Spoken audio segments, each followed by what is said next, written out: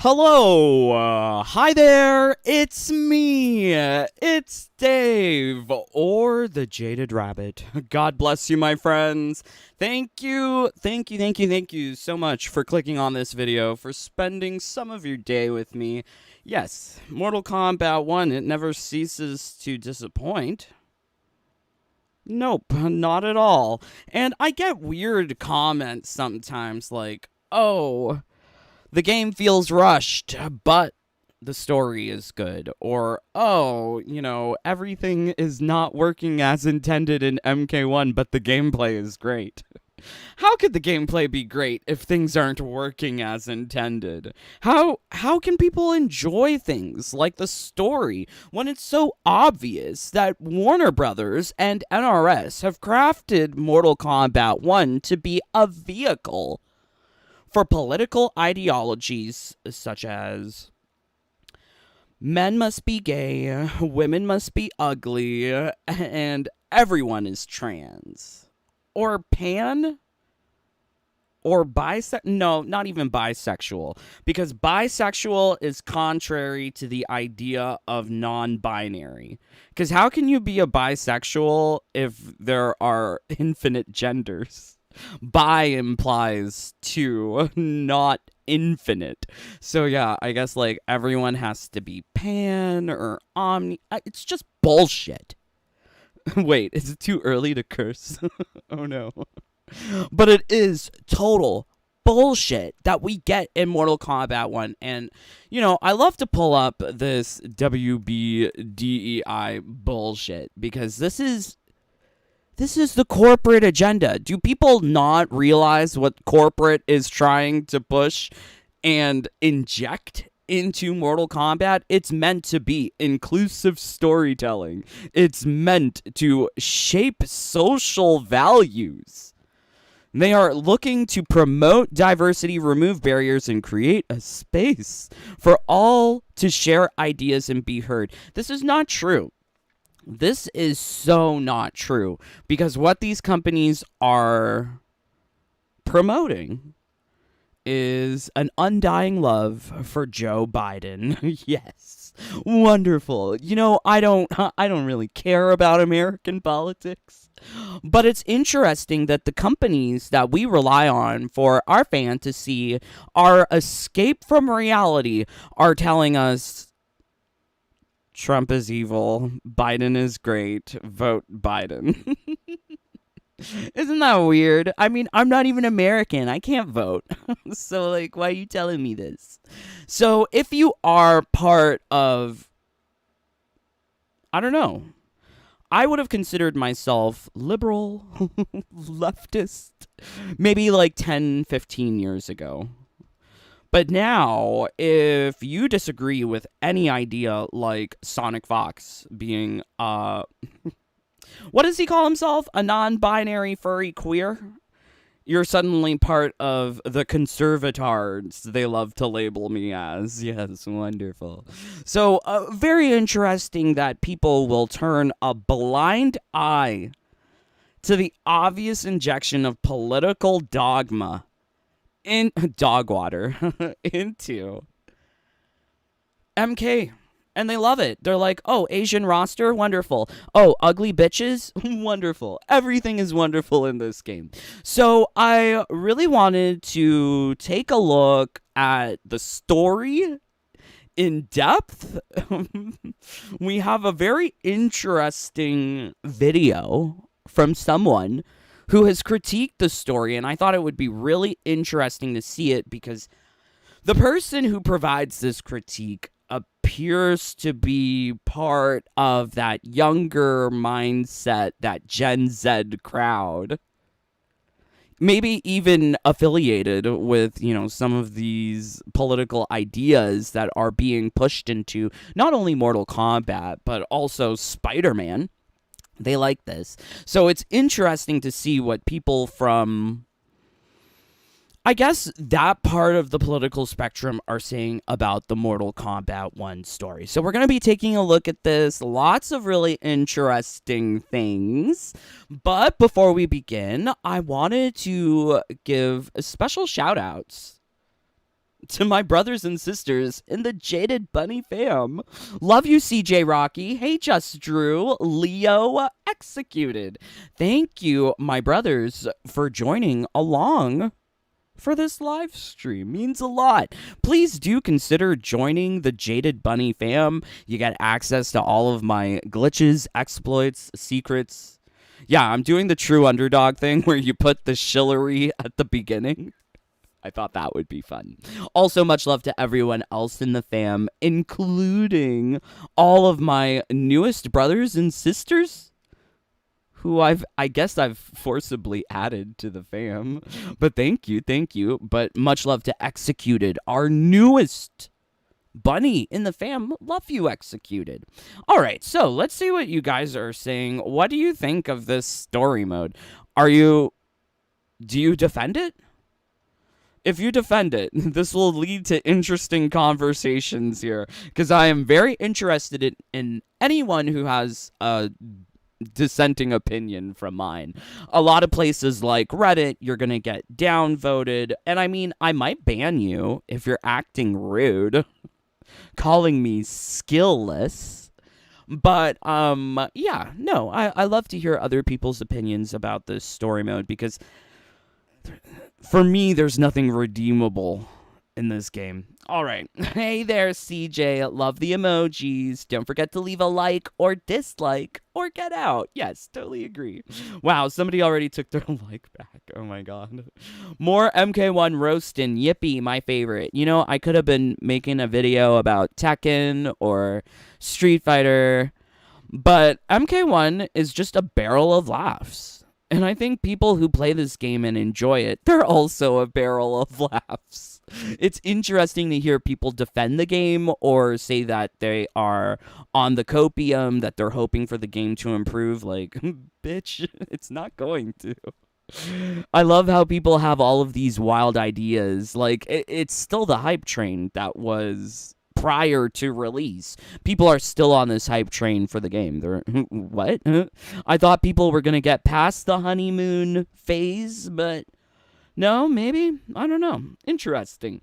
Josh. Hey there, Josh. Nasreen. The amazing thing MK1's done is introduce me to this amazing channel. Aw, thank you.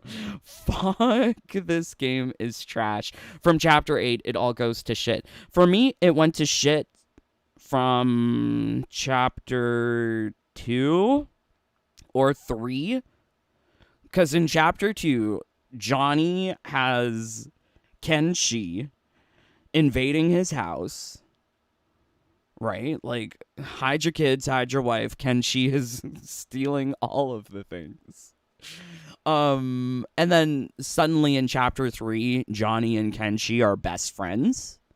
Like, they don't even take the time to explain their story or explain character relations.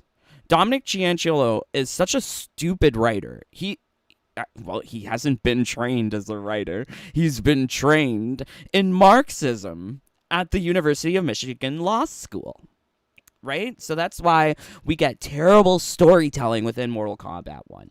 Lamau, I like the give it time argument. That's my fave, along with skill issue, right? I just don't get it. If you're going to tell me I have a skill issue, may I remind you that your bitch ass has never beaten my high scores in MK11? Right? Like, where do people come off on telling me that I don't have skill when I have done things that Ghosty Girl, True Underdog, and Uncaged Games can only dream of in Mortal Kombat 11? Because they suck. They don't have the skill. Not the skill that I have. So don't tell me I'm skillless. Damn it. Beat Titan General Shao as General Shao to get the gold. Yeah, we got it already. Thank you for being helpful, Damien. Brian, how are you doing today? I have a question for you. What talent do you use? Well, I can sing, I can dance, I can give a mean mani-pedi. I have lots of talents, Brian, but I don't think that's what you're asking. I think you're asking about talismans, but Yes, the talismans. I use Warhorn, something that I upgraded. I like certain chapters, is what I meant. 5, 6, and 7 are the passable ones. Oh, like trans passing? Oh, okay. Lovely, Damien. I don't even remember what chapters 5, 6, and 7 are, so that's unfortunate. All right, so before we get into the real talk about the story, I always have this, like, you might notice that I called this video MK1's story. It's Dogwater. That's a direct reference to Sonic Fox calling the entire player base Dogwater. So, yeah, MK1 is Dogwater. I'm using the terminology that Sonic uses. Also, the devs are Dogwater. But one of the things that really bothers me about Sonic Fox is that I don't know why he's always wearing a trans flag. He's always claiming that he's gay and trans and non-binary. Like, you can't be all of the checkboxes. So my question is always, what is Sonic Fox transitioning into? Like, what's happening? Where is the transition? Because for me, Sonic Fox looks like he's dude transitioning into dude. You can't call yourself non-binary and look like a dude. I don't get it. I don't get it. I don't want to get it. This new age cultish LGBT shit, it's really being pushed by characters like Stephanie Brownback. Sonic Fox. I don't want to say the names too loud before I get in trouble. But Sonic Fox, Stephanie Brownback, Dominic Cianciello, they're putting all of this LGBT bullshit into the video game to appease people like Stephanie Brownback and Sonic Fox. So Dominic Cianciello, you're terrible. Hate ya. Don't like ya. Think that you're busted. Oldie, moldy, crusty, dusty, you need to go. Get off of Mortal Kombat. Just go, Dominic. So my question is always, what is Sonic Fox transitioning into? I found out. I finally found out. Furry influencers. So I found out. Do you want to see what he's going to transition into? This is the transition for furries.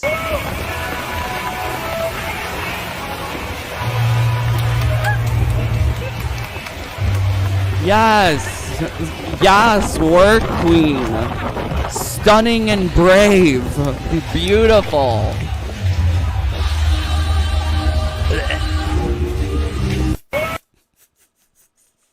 Like, what the fuck? What the fuck? What the fuck? So, Sonic Fox is going to transition from a fox into LGBT pony. Ho pony? Pony ho? Tricks on a pony. Oh, what's that song? Pony by that guy? Genuine? Yeah, this is twisted. I don't even know what this flag is. There's too many flags now. I know that this is the trans flag, but I have no idea what this one is. They didn't give me that insensitivity training here in Canada, so I don't know what that is. What is that? If you know, let me know. Also, I want to draw more attention to the fact that WB does the inclusive storytelling beyond just Mortal Kombat. So David Zaslav, he was previously the leader, president, CEO of Discovery prior to the merge with WB. And as a result of David Zaslav, we saw the introduction, the normalization of so many weird shit, weird things. Sister wives. The idea of bigamy and polygamy being legalized in places like Utah, where characters like Cody and Robin from Sister Wives helped introduce legislature. It's political. Everything's fucking political. So that they could allow people to have multiple wives. Isn't that wonderful? So following sister wives was brother husbands, where ladies were getting dogged out by multiple dudes under the same roof in some sort of weird relationship. Great. Fabulous. We also got My Name is Jazz. I am Jazz. Do you guys know who Jazz is? Jazz is one of those trans youth for whom Dominic, Sonic, Stephanie advocate for. It's wild. Wild, wild, wild, wild. So the reason why I'm talking about I Am Jazz is that this is Jazz's brother. So Jazz's brother was very eerily associated with Jazz's transitions, her surgeries from becoming a boy to a girl. And now the brother is dating trans dudes like F to M's. Isn't that twisted? Right? Like, you helped your little brother turn into a little sister, and now you're wanting to dog out the FTM. It's so wild. It's so wild. So, Ben, I was assigned male at birth.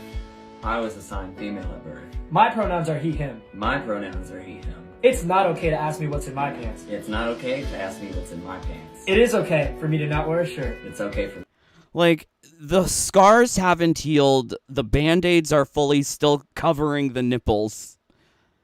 Is that for modesty, or is it because there's some bleeding going on? me to not wear a shirt. I'm human. I'm human. We are both men. We can be human, for sure, but you have a fetish for trans. Because you transed your little sister, your little brother, and now you're getting boners for trans. It's so weird, because there are some instances in the TV show where he has really inappropriate conversations with his sister about, like, sex. It's just fucked. It's just so fucked. And we've got to thank David Zaslav, WBD, for their inclusive storytelling guide, because this is the same doctrine that facilitates the stories to be told on TLC, but also from NRS, right? So if you don't watch, here in Canada, it's Channel 34. If you don't watch 90 Day Fiancé, 600 Pound Life, Hoarders, I don't blame you. There's a lot of sordid shit in all of these TV shows.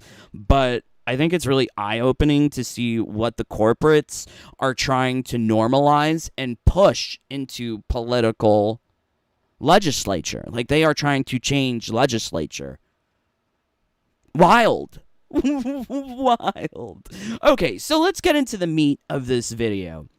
I have this commentary from this dude named Colin. It's called Mortal Kombat 1 is Kind of a Mess. It came out, I think, maybe 1 month into the release of the game. And this is a dude who primarily does Spider-Man videos. Oh no, not the trans pony. But yeah, he has a lot of, like, Spider-Man vids, and I think, like, he's definitely part of this ideology where women can be ugly as fuck, because that is taking down the patriarchy. Yes, by having women just be as ugly as possible in video games, entertainment, media. This is, yeah, whatever. So yeah, calling the review awful of someone criticizing this ugly creature in Spider-Man 2, it's...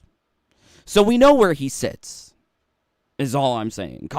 We know where Colin sits in terms of the spectrum of, do we need pretty ladies or ugly bitches? Great. Wonderful.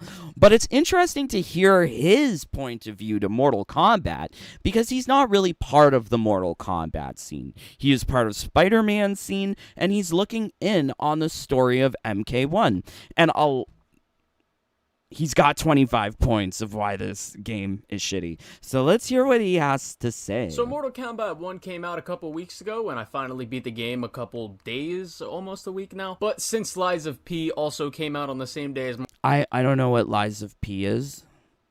I know what Liza Minnelli is. Liza Minnelli lies. Mortal Kombat 1, I kind of wanted to finish Lies of P first because it's a way longer game. But since I've now beaten Mortal Kombat 1, I wanted to give my review. But before I get into the story category, I want to give some disclaimers first. First off, spoiler warning, I'm going to spoil every Who cares? There's nothing to spoil. The story's meaningless, doesn't go anywhere. end of this game's story, so if you haven't played it, that was your warning, just click off now. The next disclaimer is that I have never cared much for fighting games at all that much. I think after playing Mortal Kombat 1, your feelings won't change because you'll still feel like, why am I playing this fighting game? What's the point? Right? Like, Mortal Kombat 1 is just such trash. So, yeah. Don't blame you that you're not into fighting games, but it's nice to know that this dude is outside of the fandom. He's looking in. So I'm not really into like the lore of the whole Mortal Kombat series like that. This is actually the first Mortal Kombat game that I've played or that I vividly remember playing from start to finish. Other ones I literally would just play a few times with a friend or something. So if there's something that I get wrong that I would have needed to play the older games to know, just let me know in my comments. But to my knowledge, I don't think I really need to know much about the older games or the previous games because this is a rebooted universe and the only person with real history in this universe is Liu Kang and I think the Shang Tsung that is... Okay, so like, dude is talking about lore. I don't think there's any respect for lore, at least from the writers, so I don't think that this guy has much to worry about providing an opinion on the game. And I always go back to this CBR interview with Dominic Cianciolo, where he said, let me see if I can find it.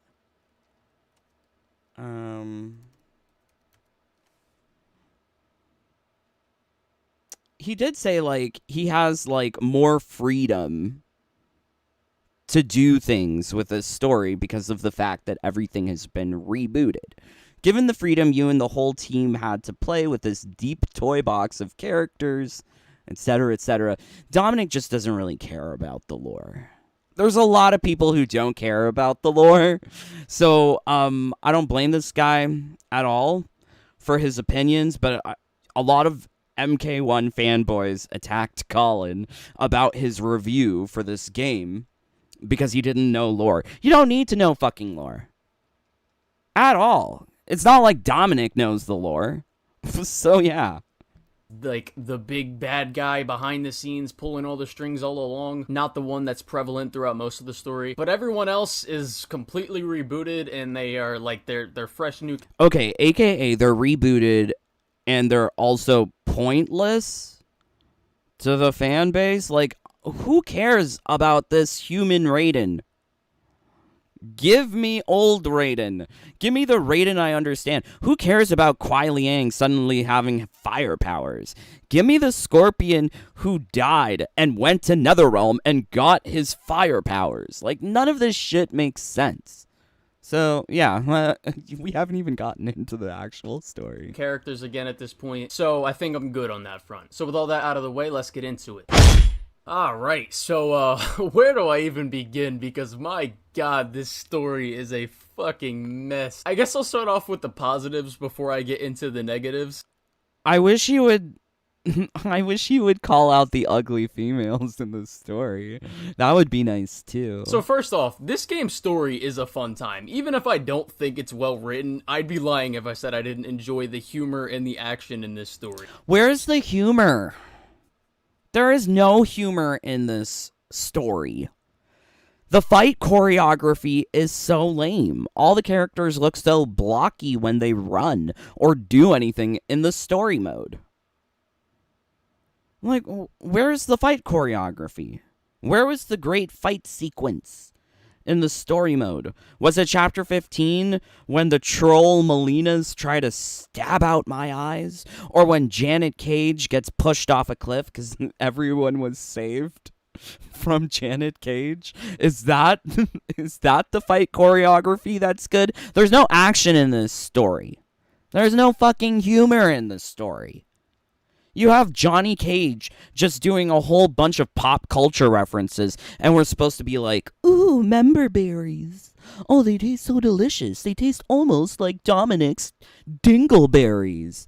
Oh. And I honestly do like a good amount of the characters in this game from like a personality perspective. Johnny Cage was honestly probably my favorite, and he was actually one of the only characters in this game that really had like a character arc that was like... Yeah, Johnny Cage is the vain white guy on the roster to reinforce the stereotype that white people are not empathetic. They don't have feelings for other people. They are narcissistic, egotistical. That is the woke ideology of MK1, where white people are either villains or they're vain and narcissistic and stupid. Wonderful. Do you fall in that category? Would love to know what you, white people, think about your representation within this game. Yeah, because you've got villain Xiao, villain Reiko, villain Natara, also trans Natara, because she's more masculine, less feminine. According to Megan Fox, in her own words, she sees herself as more masculine, less feminine, and they took that trans Megan Fox and put her into the story. So you tell me. Oh, and then, the only white people we can like are the victims, who've got the high five, Tarkat, not the high five, or a slave.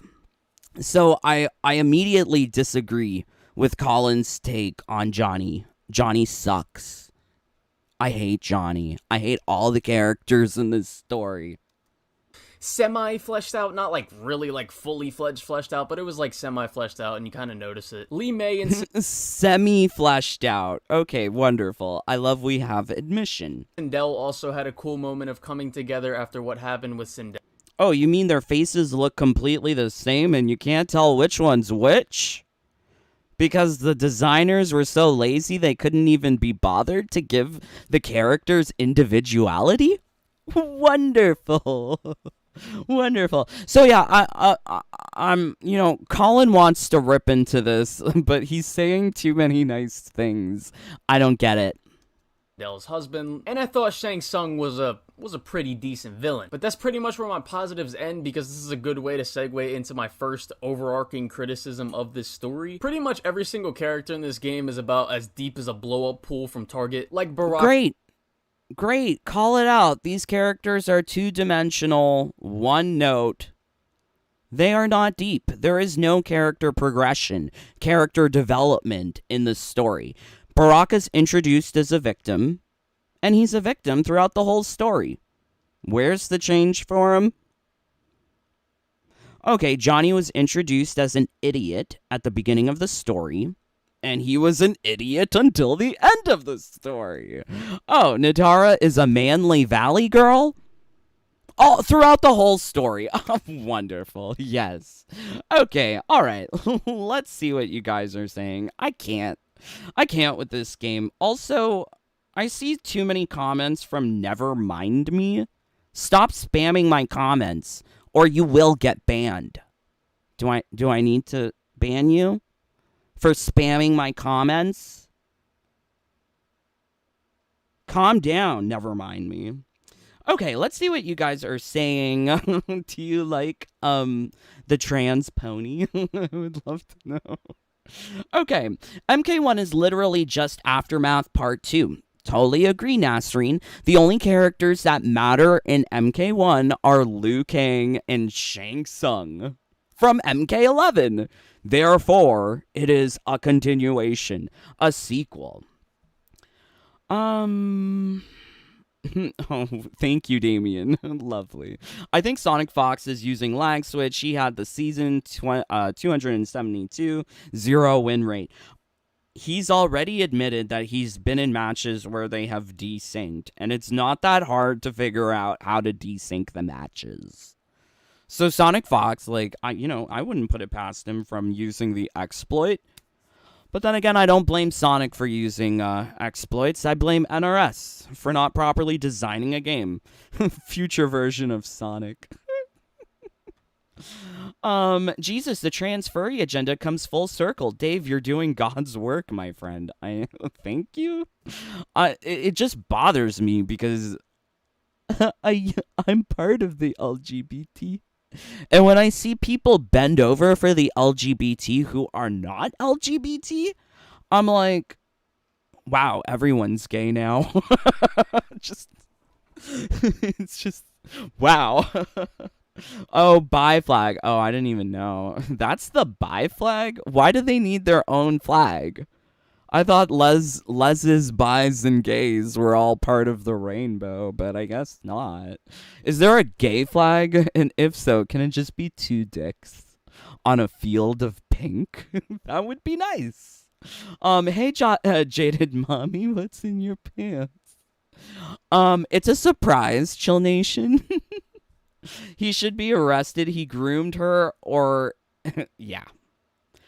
The whole family surrounding Jazz, they're fucked. They're so fucked. To hear the mother say, "Oh, if you don't dilate when you go to college, I'm going to go into your room, wake you up in the middle of the night, and stick the dilator in you." Like, shocking. Not the mother saying that she's going to use a sex toy on her newly created daughter. Yikes. Why is this allowed? Why? It's because that's how WB makes its money. This is how they hope to make their money. This is how they secure their loans for their projects. This is how they secure financing. This is what they do. I saw that, not the meat of the video. More like, let the meat get in. How does this pertain to MK1's story being ass? Are you senile? Never mind me. Do you not see here WBD Inclusive Storytelling Guide? Do you want to remain ignorant the rest of your life as to what WB is doing outside of Mortal Kombat? I feel like a lot of people just love to be ignorant or stupid on purpose because it helps them justify their flimsy excuses for their stupid game. Oh, Lord, here we go. I'm not. Explain why is it horrible. Are you kidding me? Okay, well, don't worry. We're going to be talking about it. I've already told you about the one-dimensional characters who have no development. Family and everything that he had go. What on earth? My chivalry senses are tingling. How is it horrible? It's horrible. Are you kidding me? You like this story? Where do you like it? I've already said that it's LGBT pandering. You like LGBT pandering? Are you gay? Never mind me. Are you a lesbian? Are you an ugly lesbian like Tanya?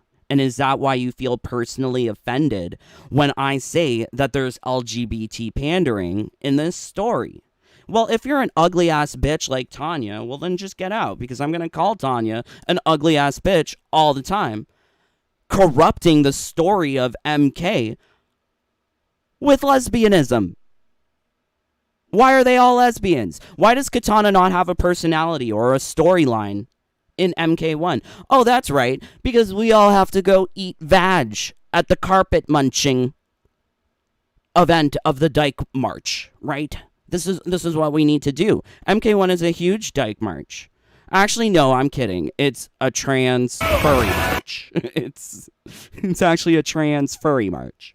So, yeah, it's a continuation of the previous story. So you're hurting your own argument, never mind me, when you say that it's not a part 2 of Aftermath, yet you're saying it's a continuation of the previous story. Jesus, are the children this stupid in today's society that they don't even know when they're contradicting themselves? Never mind me. So which one is it? Are you a stupid Gen Z, or are you an ugly-ass bitch like Tanya? Which one is it? Or is it both? You tell me. Never mind me. Let us continue. Going for him, and now he's living in constant pain. And now there is nothing wrong with this, giving someone a reason. Oh, there is something so wrong with this. Turning a whole entire race of noble warriors into sickly patients? Victims? Why does everyone want to be a victim? Oh, that's right, because the hierarchies have swapped. The only way to be at the top of the hierarchy is to call yourself trans, call yourself transgendered, call yourself any sort of victimhood. And that's how you get to the top. That's why the only good white people in MK1 are those who are victims, like Slave Reptile or Sickly Baraka. This is your representation of white people. If you like it, let me know. Nevermind Me loves it because he or she is an ugly ass bitch like Tanya. Wonderful. Wonderful. Saw that video. MK12, what happened to a reboot? There is no reboot. You look at the game's coding, it says MK12. Are you kidding me? People like Nevermind Me are so dim that they can't even look at the game's files to know that this is MK12. It is not MK1. It is not a reboot. But like I said before, Nevermind Me already contradicted themselves. I don't know, these they-thems already contradicted themselves, saying that it's a part 2. It's not a part 2, but a continuation. How is it not a part 2, but also a continuation? Yikes. Yikes. If by fleshed out you mean ugly, then you are correct. Yes. Yes, wonderful. If you don't like story, that's fine, but where's the people? Nevermind Me. Go get your shill friends in the live stream. Go on Reddit. Go tell them that that Dave is streaming. And you guys need to go defend MK1 real hard. Because the story ain't good. And if you're going to call it a matter of opinion, look at it in black and white. It's intended to be inclusive storytelling. Whereby you get this. You get this beauty. You also get this beauties. I was right? assigned male at birth. This is WB. This is from WB. This is what WB is giving people. You like this shit? Well, eat it up. He certainly does. They love to put their mouths on things. Reason to feel bad, care for, or even understand the motives of a character is always a good thing. But that should only really be used as a starting point for a character to go through a story. When you don't go any farther than that, there's nothing much more really to it. Like, hey... Exactly. Like, even this guy who loves ugly people in Spider-Man 2... the ugly Mary Janes of Spider-Man 2 can still call out the fact that the story doesn't develop these characters. These characters are more shallow than the scummy puddle near a sewage grate. Yes, that's exactly what these characters are. A shallow puddle near a scummy sewer grate. Look at this, I just made this character. His name is Bob. He was bullied at school, abused by his parents as a kid, and then his parents died, and... Oh my god, is he describing Reptile? Who is he describing here? Bullied at school, abused by parents, parents died. He was left in foster care. Are you interested in my character yet? Now, you might be interested in this character because I gave... I'm not. I'm not interested in people who cry victim. I'm LGBT, but I don't cry victimhood. I'm a person of color. I don't cry victimhood.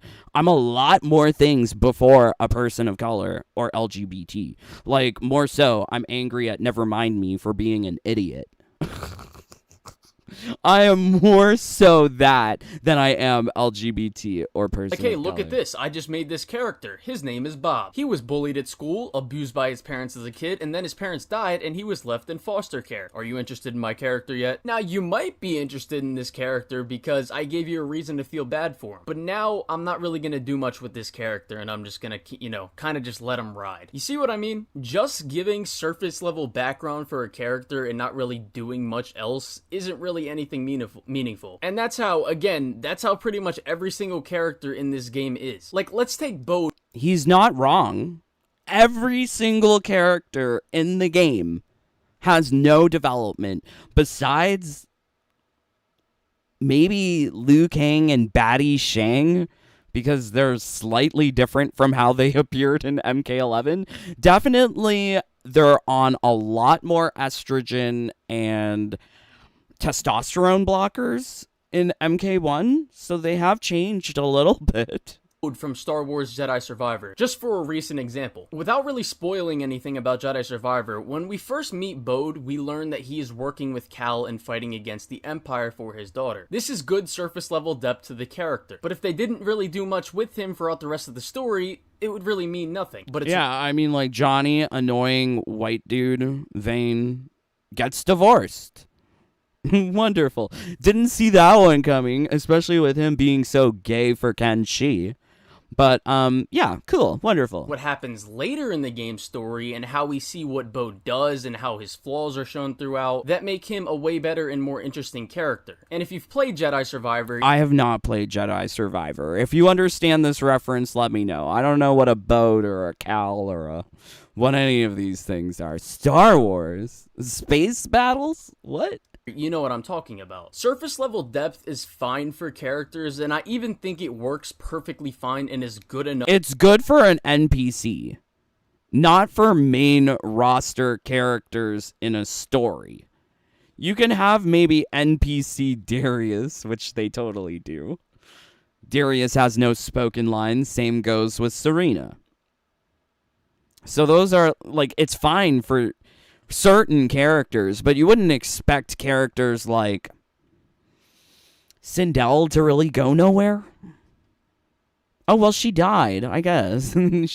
she went to the grave, but that's not character development. She's just now dead. Her personality didn't change in any way throughout the story. Wonderful. And then we have idiots like Nevermind Me talking about how the story is so great when nothing changes. Zero displacement from start to end. It's just 3 hours of cutscenes where nothing happens. Enough for side characters that aren't really a main focus of a story, but when your story is filled with side characters and no one really has time to shine or really be fleshed out like that, then it's not very good storytelling, especially when this game's plot is about as basic as a pack of white t-shirts. Not that the game's plot is as basic as a pack of white t-shirts. Is that racist? Yeah, I really think that with Mortal Kombat 1, there really is no motivating factors for the story to even happen. Like, in the beginning of the story, we see Liu Kang collecting people. But why? There is no threat. Why is he collecting Earth's champions if there is no threat? What's the point? What is he doing? Why is he doing the things that he's doing? It's only until the chapter with Geras where he says, oh no, there's some things happening in the timeline, that Liu Kang actually has to start figuring out who the baddie is. And I mean, even figuring out who the baddie, they spend so many chapters just trying to figure out that Kronika is a cross-dressing Shang Tsung. God, everyone is trans. Everyone is trans. Yeah, so he's a cross-dressing Shang Tsung. What? How is that storyline? Where is the storyline? Why does any of this matter? They don't impress that upon the player at all. Anyways, let's see what you guys are saying. 44 of you here. Leave 44 likes, or honestly get out, or I need to ban some of you. Like, what are you doing here? If you don't like my videos, you don't like my content, why are you here? Just leave. Unsubscribe. I've made songs, multiple videos, multiple statements telling people, just get out. I really don't care. So yeah, really don't care about Nevermind Me, so let's see what he's saying. Win Mortal Kombat, that's the big tournament the game is about, you know. Are you kidding me? The tournament was meaningless in Chapter 3. What did the tournament do? Besides give Raiden an amulet, so that he can have the electric powers that he's always had. How much time did we actually see human Raiden, or have that mean anything? Because immediately he gets his powers. Not to mention, the story doesn't explain how many people get their powers. But yeah, you know, the brain deadness is just too much. It's just too much. Okay, I'm skipping to the end of the comments. Oh yeah, hi Dave, happy to catch ya. Yay, thank you. Sony's refund policy is shit. Yes, I agree. So hate just to hate. Are you kidding me? I don't hate just to hate. I hate because it's warranted. People like you, never mind me, are a scum on society because you are out there convincing people that there's something worthwhile. There's nothing worthwhile about Mortal Kombat 1. I've spent 10,000 hours playing MK11, and if your trash ass bothered to make any augment builds, you would have known. But you didn't. So you just show up here brand new, acting like a fool in my comments section. Keep on trying to annoy me. Let's see what happens. Nasty Canadian, nope. I'd rather return mine if I didn't have a digital PS5. Yes, I do agree. Is there no other preset here? Do you all hate by default? Do you lack a brain by default that you are defending the story of this game when even people who love ugly women in games are saying that the stories are not there? The character development is not there. Wild. Absolutely wild. He collecting Earthrealm champions for doing the contest in Sindel Realm. I forgot his name. That's not enough. Also, the tournament means nothing because it's all for show. It's all for show. Nothing is meaningful in this damn story. Tournament where things are at stake or something is up for loss, that would be a meaningful tournament. A tournament where somebody could die. That's meaningful. Look at 1995 movie. Kano dies between the legs of Sonya. That's meaningful. We don't get any meaning in Mortal Kombat 1's tournament. MK1 is marked down permanently 3.5 months after release, while Street Fighter was only on sale for the season. Full price still 6 months after release. I don't blame them. They're going to try and ship as many units, and it would not surprise me to see Mortal Kombat 1 joining the catalog of PlayStation Plus or Xbox Live as a free game.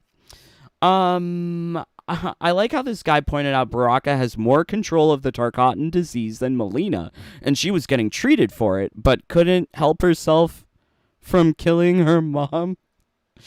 I forget. Did she kill her mom? Is that what happened?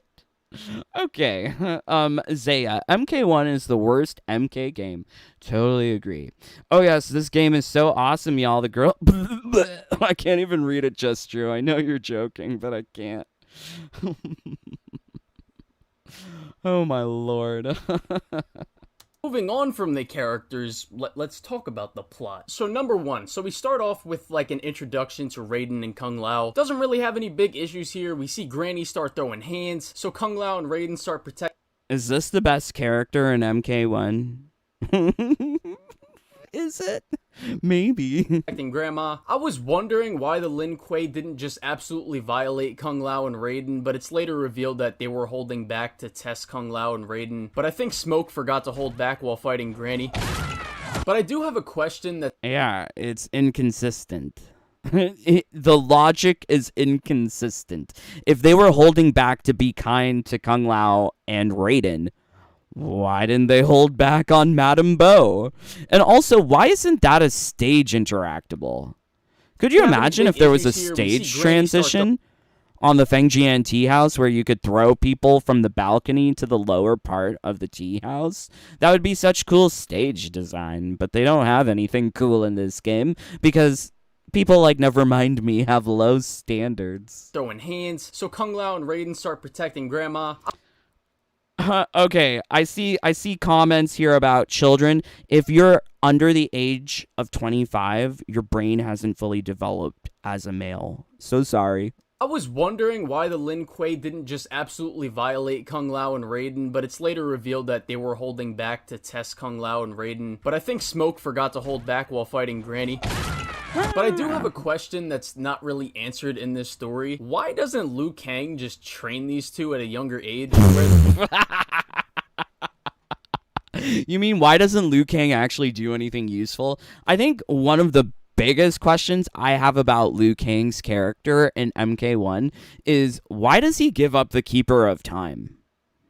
Like, you fight so hard in MK11 to become Keeper of Time, and then you just give it up because you're lazy?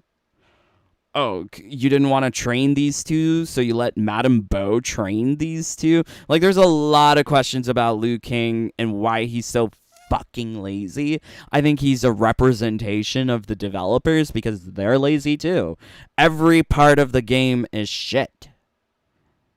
Or they could train earlier with the monks. Like, would training with the monks not prepare them better to be Earth's champions if they were to prepare for an earlier age? They would have a longer time to train. And it's the same thing with Johnny Cage. I don't even know if I want to really consider this like a big issue, just something that I found weird. I guess Liu Kang just likes surface level character development, but I do think this chapter teaches us an important lesson, and it's to be more like this guy. Sees a big fight going down, just doesn't give a fuck. Sub-Zero freezes. Yeah, see, this is what people would call quote-unquote comedy.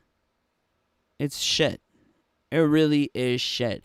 I don't care for all of this buffoonery. It feels like it's trying to be like a Marvel film with the insertion of these really bad comedic timings, comedic jokes. I don't buy it. Raiden's blade, and this guy's just like, appreciate it, my boy. Grabs an ice So it goes from spiky. You see how it's spiky here? cube and just puts it. And now it's a cube. So what? Does this guy have the power to shape ice as well? Because he turned an ice spike to a cube? It's not cute. It doesn't even look like ice. It looks like shit. It looks like frozen white cum. That's what it looks like. That shit in his drink. Then we get to Johnny Cage's introduction, and the first couple fights add literally nothing to the story. And the fights on this movie set just feel like filler because... Oh my god, yeah. The whole beginning part of Chapter 2, what's the point? Is this just to show off his Indiana Jones inspiration? To see him ripping off some other franchise? How many damn franchises does NRS have to rip off? So they rip off Aliens, because we have the Aliens comment later in the story. They rip off Indiana Jones. They rip off Thanos, Snap, Marvel, Disney. They rip off My Name is Jazz, because everyone is trans. What else do they rip off? Like, this whole game is a rip off. Again, there's no meaning behind this whole segment until we get to Johnny's house. The third thing is, when we get to the tournament and meet General Shao, Liu Kang says this. Oh, look, here's the white devil. Look, he has devil horns. He's obviously based on a white guy. This is your white representation. My white brothers and sisters, please let me know if you like the white devil analogy with General Shao. Like, before he used to be a monster. This isn't a white guy. I mean, this isn't a black guy. This isn't an Asian guy. This isn't an Indian guy. He's not Aboriginal or Native. He is white. So why is this white guy looking like a devil? Let me know. Most Earthrealmers that Outworld exists. It is safer that way, General. Okay, Liu Kang, so if you think it's safer that way and you don't want Earth knowing about Outworlds and all that shit, then why are you letting... So this is terrible, actually. This is communist. This is like living inside of North Korea or China or Canada, where you can't know about the outside world. Right? So Liu Kang is the communist dictator of Earthrealm, ensuring that people of Earthrealm can't know the truth about reality and that there are multiple realms. If you could shape time, why would you shape time to have secrets? Like, you are a dictator. You are communist. And we see the insertion of the communism from Dominic Cianciolo. And people are like, yes, love it. Great. Wonderful. Oh my god. Let's see what you guys are saying. Never mind me. I'm putting you on timeout. Like, honestly, shut the fuck up. I told you, don't spam my comments. You want to leave a comment? I'll read your comment. But if you're writing just 2-word entries all the time, you're getting a ban. You're going to get a timeout. You're going to get a dunce cap put on your head. I'm going to make you sit in the corner for 5 minutes because your bitch ass don't have any brain cells. I can't even read the other comments when you're spamming like that. Can you show a little consideration to the other people who are here? Or does everything have to be about you and your opinion that the game is good? I'm willing to hear your opinion. But first, formulate an intelligent, not even paragraph, sentence. Can you make an intelligent sentence? And don't fucking spam me. God. Or get out. If you don't like what I'm saying, get out. Yikes. Okay, alright. DA sub looking scrawny as hell, so you like him because he's nice. That's it. I'm so glad that you guys are dealing with him. With the right amount of dollars. Tell me why fan mods in MK1 look better than NRS's shit. Exactly. He's a kid. Anyone that uses China is a kid. What is China? Is that like... what? China... I hate that the Gen Z have taken over English and ruined it. Like, type proper words. Type the full word.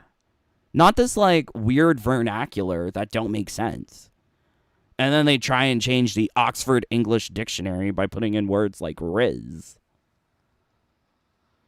Change it to a J. Jizz.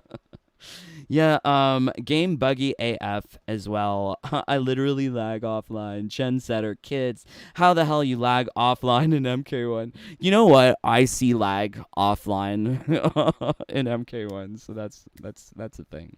Why smoke beating up old ladies? It's because only young people matter. If you didn't hear the words of David Zaslav, only Gen Z and Gen Alpha matter to these companies because they're impressionable, they can turn them into lifelong consumers that are loyal to the brand. This is what they want. So they go after the children. It's grooming. Madame Bo is the shit. Best stunt in the game. Lol, Smoke had to make it look real. Raiden in MK1 BS. Is Madame Bo a replacement for Bo Rai Cho? Yeah, kinda.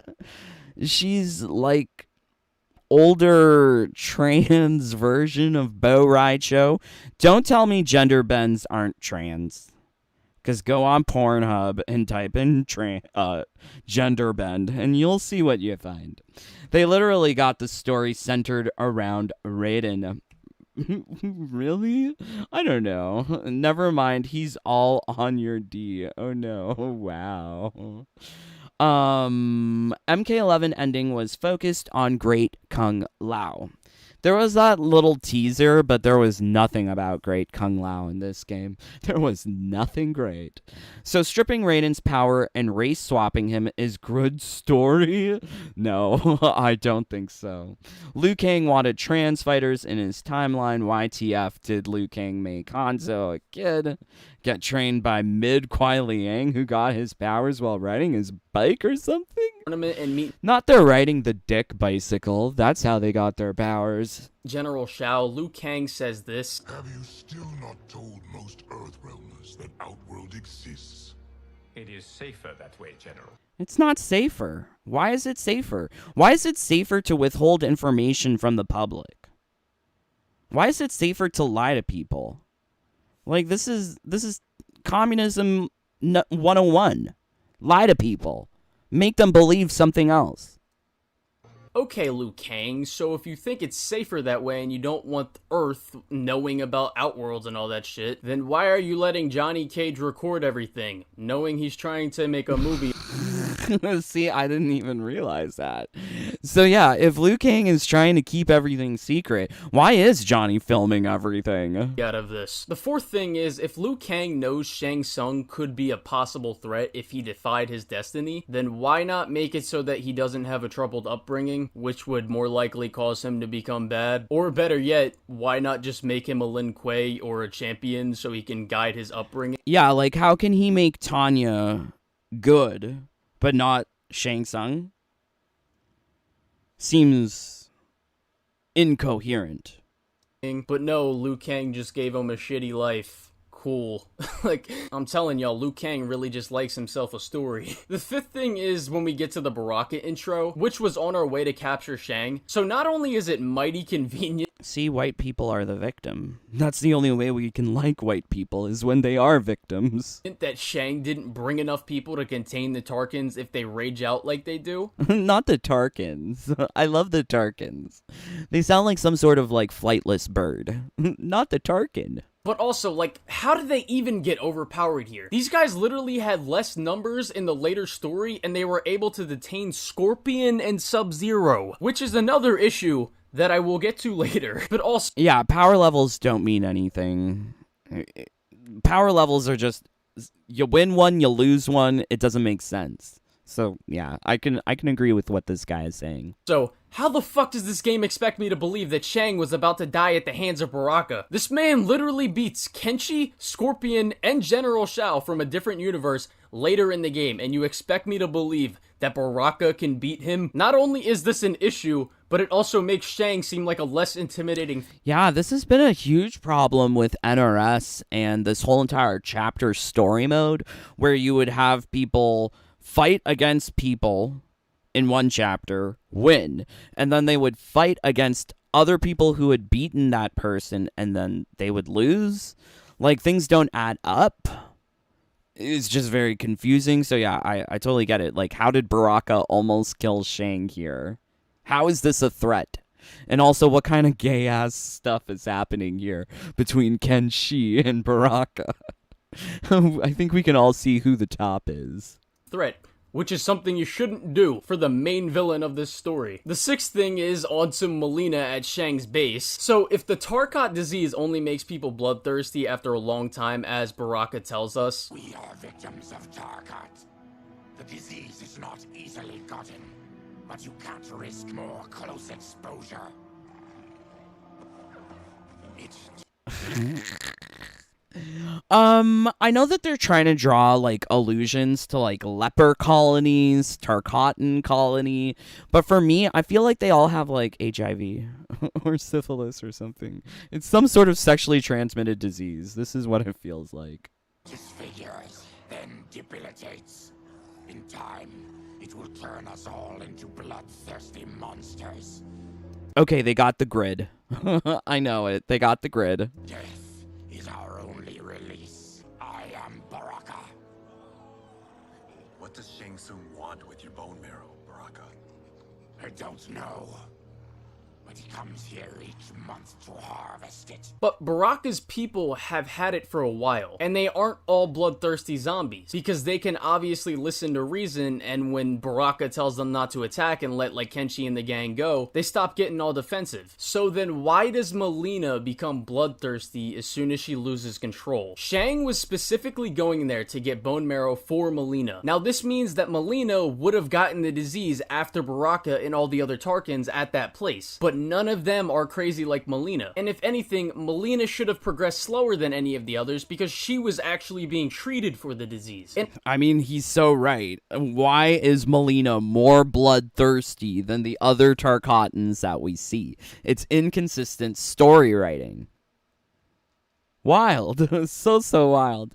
And I mean, if Melina is trying to fight this Tarkat affliction with Shang Tsung's remedies, why does Shang Tsung help Melina? Like, why isn't there, like, I feel like there's a missing part of the story here where Shang Tsung is actually taking the bone marrow to inject into Melina to make her more bloodthirsty, like give her accelerated mutated version of Tarkat or something. That would have been an explanation. But there is no explanation in the story. Because the story is shit. Wonderful. And also, if we look at her compared to the other Tarkins who have had the disease for even longer, or even Baraka, for example, we can obviously tell that they're way further progressed than she is, and again, they're not bloodthirsty, but Melina just somehow is. The seventh thing is, and this is literally in the same moment, Kenshi literally gets fucking blades shoved into his eyes. He should be fucking dead. I'm willing... He's not wrong. He's not wrong. Kenshi should be dead. But, okay. to go in good faith towards this game's like fatal blow attacks and gameplay, and excuse these crazy things sometimes, even though this game has... You can excuse a fatal blow, but not a story cutscene. If the story cutscene don't make sense, it's like... what? But, like, if you're fighting and you're killing, like, your girlfriend, as Liu Kang is wont to do against Katana, then, you know... It's something different if you're doing it in PvP, but if it's part of the lore, the canon of the story, it's so stupid. So, yeah, wild. Some of the craziest fucking ludonarrative dissonance in the world. But we've been shown consistently in this game's story that people will die from taking this type of damage. For fuck's sake, even Melina, an alternate version of Melina herself, gets the same thing happen to her, and somehow, and she dies, but Kenshi doesn't. So, like, yeah. So he calls it narrative dissonance. So did you do like a undergrad English degree? What is narrative dissonance? It's interesting, but yeah, he's right. It is totally dissonant.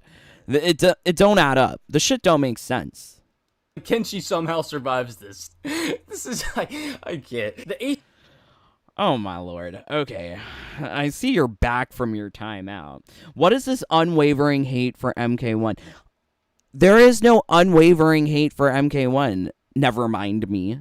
If you were bright enough to defend this game, you might actually convince me into liking it. But it seems like all of the defenders don't have any points. And what do you mean the story is objective? When you see Kenshi die from the same kind of attack that evil Melina dies from, the shit don't add up. Did you not learn arithmetic in school? Oh, I know you didn't, because children nowadays, they don't learn reading, writing, or arithmetic. They learn communism, gender identity, and racism. That's what they learn in school nowadays. Wonderful. The lies, deceit, and the monetization, and 2 modes of play, right? Yeah, there's only 2 modes of play. Seasonal Tower, Combat League. Great. Kenshi only got the tip in. Maybe perhaps 6 legs. Maybe. His eyeballs just didn't have that armor. Yeah, super armor eyeballs. MK1 has disrespected all of their fans. What's terrible is that people will defend this game, even when they're getting shit upon by the developers. This is so wonderful. You know, I got someone in my comments the other day that was saying, oh, the monetization in this game isn't that bad. Oh, it's way worse in other games. Well, shit. No fucks, right? Like, come on now. EA is charging way more for FIFA, but I'm not saying that this is FIFA. I'm saying that it's greedy. You can't deny that it's greedy. According to Sonic Fox, we are the Dogwater at this game. He is the reused enema water. That's what Sonic Fox is. Lamau, what is this? Oh, yeah, we got that. My dog wouldn't drink it. Baraka gave it to Melina. Good. Don't you dare call MK1 dog water. You insulting the water.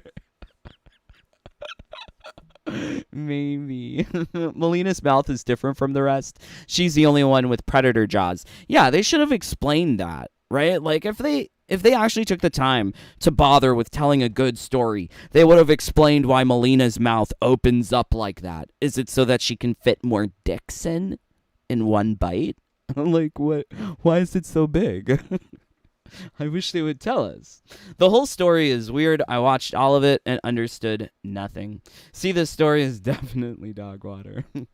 Melina got the claps. Melina got it good. I guess she can't control it like the others. You know what? That sounds like a song. Melina got the claps. Melina got it good. Melina got it from all the guys in the hood. Yeah, that sounds, we might do something with that. With legit facts would be wonderful. My question is, what's the story on Johnny Cage's story mode skin with the damn sword on his back? Will he do Kenshi's move at some point or some shit? Chapter 15. We just need to have Kenshi and Johnny combined into one character, then it'll explain all of that. So how do you guys want me to convey my opinions? Full sentences, full words, proper grammar? That's a given. Never mind me. You should be using proper grammar all the time. Children like to come in here talking their childish ways. Guess what? You're going to get read for it. Because they didn't teach Gen Z anything. They didn't teach Gen Alpha anything in schools.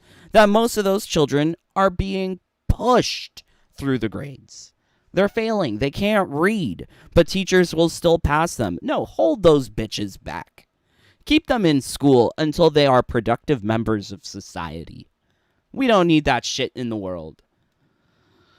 MK1 has to go in the trash. How can Tarkat be an illness and make them as strong as F? Nonsense, exactly. Hi, Jaded Rabbit. This guy's points are very good. I know, I really liked it, even though it's coming from someone who defends ugly Mary Jane in Street Fighter, but yeah. China is an abbreviation for China. I don't want to have to pull out a dictionary, urban dictionary, to understand what the children are saying. That's not my life. The thing is, why doesn't Shang just kill the group instead of imprisoning them? He could have easily killed them while they were in the cell, and he even says, "Cheer up, Syzoth. I'm reuniting you with your family." They're dead? You killed them? Many moons ago. I do hate loose ends. You hate loose ends, but you won't kill them. Okay. And I know that he wanted to experiment on them, but if he knows... Yeah, like Shang Tsung, why is he not being the real evil? Like, why are the evil people so stupid consistently in this game?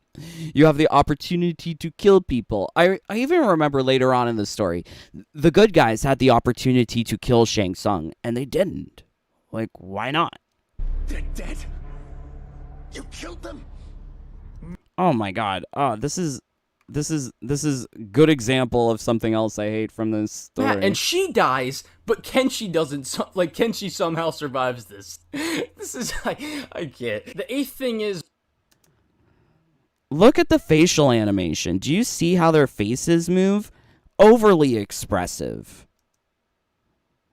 Why? Why does everything on their face have to move when they talk? It's like the opposite of Botox. They're trying to make them look emotive, but it looks like they took too many drugs. Like, it just looks wrong. Like, what is this face? Do you see that face? The way they animate all the faces in the story mode looks so janky. You don't notice it so much in the intro dialogues because they're turned to profile. You see them from side profile. But here you can't help but notice how ugly all of their faces look when they move like this. With your family. They're dead? You killed them? Many moons ago. I do hate loose ends. you hate loose ends, but you won't kill them. Okay. And I know that he wanted to experiment on them, but if he knows that they're a danger and doesn't even think that he can beat them all in a fight when they like gang up on him, then why does he not sedate them and put them in the cells that he ordered Reptile to put them in while they were knocked out? He could have so easily knocked them out and just told Reptile to put them in the cells. So using the excuse of they probably needed to be alive for Shang's experiments also doesn't work. I forgot to mention this in my when I was recording this, but Colin from the future here. But why does he need to go to the Tarkatan place where Baraka is at to get their bone marrow? This guy's in a loincloth. I just realized. If he literally already has Tarkatans in his basement. Like, what the fuck? Number 9, Megan Fox. As I've been doing the sessions, it does force me to like tap into areas of myself that I'm not comfortable. Not Megan Fox. Not Megan Fox is a whole entire issue unto itself. That blade's enchanted. It was forged to destroy evil. It's slain many of your vampire kind. We can't help what we are. That we feed We can't help what we are. That we doesn't make us evil. Oh my god, that we feed on blood doesn't make us evil. Once again, there is like some weird allegory going on here that's trying to represent more acceptance towards strange behavior. Here they're trying to humanize a vampire and make them good, clearly, when they are supposed to be something bad, feeding on blood. I know that Twilight is a thing. I know that we can have sexy, good vampires in what was that show with Vampire Bill and Sookie? True Blood. Yeah, we can have good vampires somewhere, but it doesn't remove the fact that they are feeding on the life essences of another creature, causing them to die. It's just such a strange way to try and build empathy for vampires when other shows like Twilight and True Blood does it so much better. Instead, you have this valley girl who calls herself masculine, saying, "Don't judge us, we're just drinking blood." No, you're fucking weird, Megan Fox, for having all of those weird blood fetishes with your husband. That's fucked up. So weird. Angelina Jolie kind of weird with blood. It's weird. Well, that's one approach to acting. The 10th thing is Kenshi's sword activating it just now is very convenient. Why does it not call to him when they're about to die in the prison? And no, don't tell me it's because it siphoned Ermac's souls, because that doesn't happen until after his sword calls to him for the first time. Also, why doesn't Ermac kill Kenshi while he scrambles around for his sword? Or why doesn't he kill any of the others, since he either knocks them all out or takes them out of the fight? And then when Ashura wakes up after being knocked out and they're about to fight Ermac, he says this. There's 2 of them. The 11th thing is when there's 2 of them. We are many, you are one. Dominic Gianciolo, you're fucked. You're so stupid. Not that we are many, you are one, and there's 2 of them. we're at the little the Outworld Fair, I guess, or the festival, whatever the fuck this thing is. Why does Reptile create a diversion right in the general area of where the group is? That's obviously gonna cause people to go to that general area, which would make the gang have a higher chance of getting caught. Also, Reptile says this: "To catch me, they must see me." Then this dude immediately gets caught because he's not because he's not invisible. What kind of invisibility is this? Not Lee Men, not manly Lee Manly sees that he's not invisible. So it is so incoherent throughout the story. Powers don't add up. Dialogue does not add up. There's just so much shit. I just can't. The 12th thing is, and it's when Garrus, tells Liu Kang that someone may have defied their destiny or some shit. If they could know about the mystery lady going to Shang this whole time, then why did we need to do all this extra shit going to get Shang and so on? Why did the group even need to... Exactly. See, this is for me where the start of the story is, where Garrus confronts Liu Kang about Kronika. This is for me the start of the story. So everything up until this point has just been filler fluff. Because everything up to that point doesn't really concern the true villain, the true crisis of the story, the true problem that they're trying to solve. Everything else is just them fiddle-faddling in ways that are not entertaining. Liu Kang collecting his Earth's champions wasn't entertaining, especially when you don't get much sensible character dialogue or development. So yeah, I totally agree with this guy. Let's see what you guys are saying. God bless you. He can go invisible while transformed. He's a transformer? Are you telling me he's a Decepticon? He's a Decepticon like Stephanie Brownback? Okay, got it. Titan Shang Tsung should have been Onaga. A lot of people were believing, rumors about Onaga. I personally never believed those rumors, but anything would have been better than the shit that we got in MK12. He just wanted to say his iconic line that he has been saying for years now. Are you kidding me? Have you never heard of Legion? You've never heard, my name is Legion, for we are many. Do we not know the Bible? Do we not know the Bible? Are you kidding me? Never mind me. Are you kidding me? The phrase, we are Legion, we are many, comes from the Bible. Mark 5:9. What is your name? Jesus asked. My name is Legion, he replied, for we are many. I can't believe I need to pull out the Bible for you children. Like, you don't even know where the references come from. That doesn't say much about you children. I can't. I can't with the children nowadays. It's weird. Okay, so yeah, please don't think that anything was original within Mortal Kombat. They've been stealing and ripping off ideas from Marvel, from Disney, from Indiana Jones, from Pokemon, from Attack on Titan, from the Bible.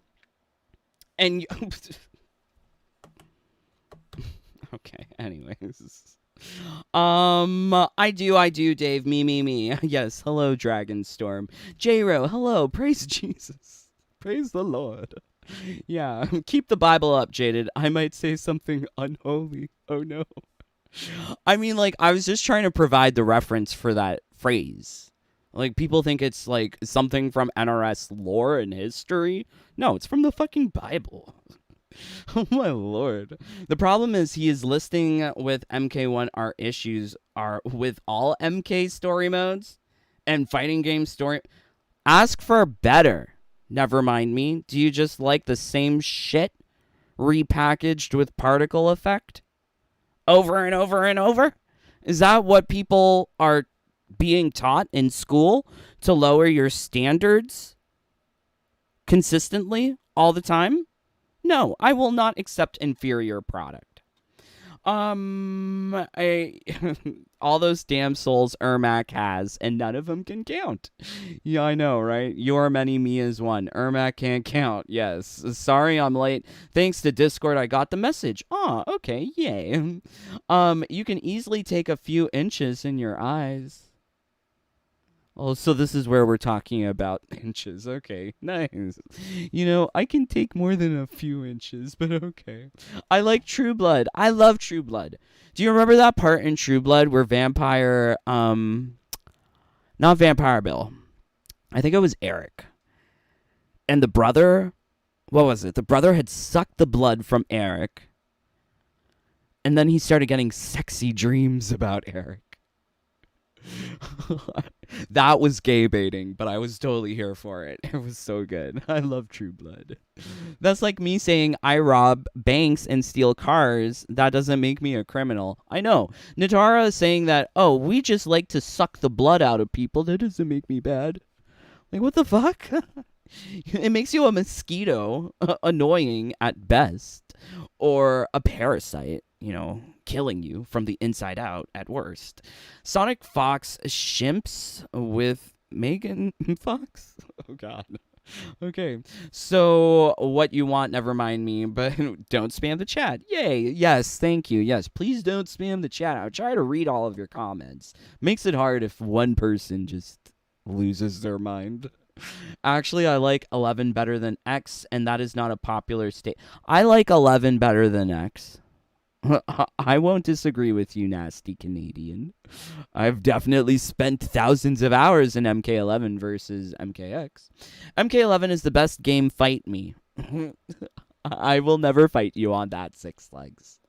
Kara, what I wanted was an actual story and better character design and good gameplay that includes defensive options.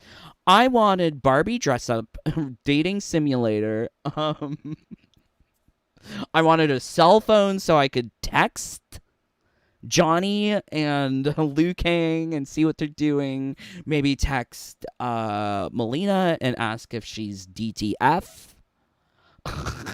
Like, where's the cell phone? Where is the interactivity? Like, I wanted so much more. I had high hopes, but there was nothing delivered. If NRS doesn't care about MK1, why should we? Great point, just Drew. Good gameplay, good story, different game modes, good roster, and no monetization. Yeah, I would like it if I think basic requirement for all of us is if we felt like we got our money's worth. I don't feel like I've gotten my money's worth yet. Telling you right now, if it was a villain in MK1, I'm just taking your damn soul without hesitation, and it'll be a short-ass story mode with me. You know what? I'm okay with that, because I hate story modes. I don't know why people like story modes. What on earth? You're just going to watch a movie? Just go watch YouTube. Like, you don't need to be playing the game if you think that the story mode in MK1 is good. You can just watch it on YouTube for free. Easy. Easy peasy. Name one good MK game. MK11. MK11, wonderful. 9-year-old me could make a more compelling story with Legos. Interesting. Executed. I'm trying to. LOL. Now you're using the trying to. Get demigod by losing for 5 hours. Now it sucks. I'm at 3,200 right now. Well, that's nice. Dragon Storm Uwu. No, I recognize that not everyone is the same. There are very bright, intelligent young people out there. But based on what I've heard from my nephews, children are not learning things in school. All right, let's continue onwards with this. What's DTF? Down to F. Six Legs. If I text you and I say DTF, question mark? You better give me eggplant emoji and sweat emoji. Give me it.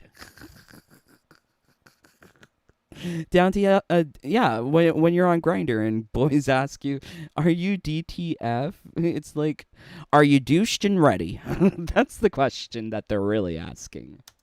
To deal with Baraka, they wouldn't even have needed to meet Baraka. They wouldn't have been thrown in a jail cell. They could have probably just ran up on him in his like little factory if they can just look through this hourglass and see shit like from the past. Or better yet, they wouldn't even need to do that. They could just have Liu Kang look through the hourglass and see what Shang is up to. The 13th thing is, and it's when yeah, all of this could have been solved immediately if Liu Kang wasn't such a pansy and couldn't live up to the title of Keeper of Time. Like, if you're not willing to wear the crown, why did you take the crown? Why did you fight for the crown?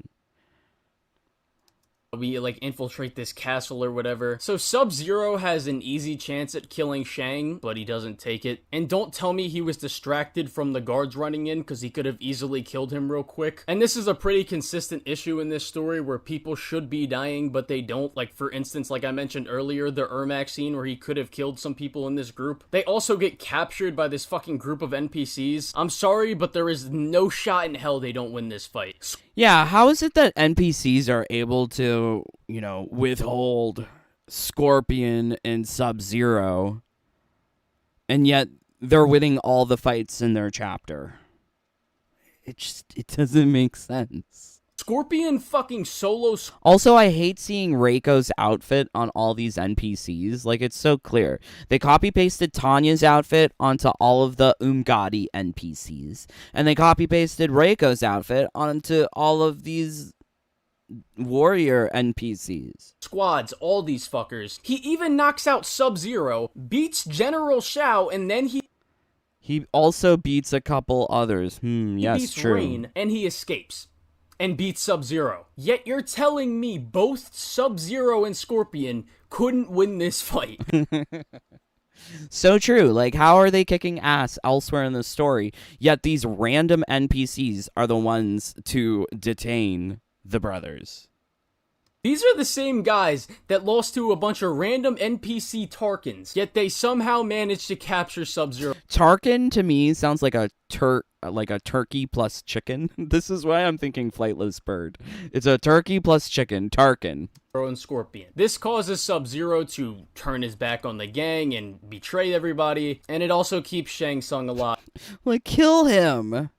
Kill him! Why do these people don't do anything that they're supposed to do in the story? They just drag out the story for hours. He should be dead. The 14th thing is, how the fuck am I supposed to take General Shao seriously when every time we fight him, we whoop his ass? It's a testament to your abilities that you've...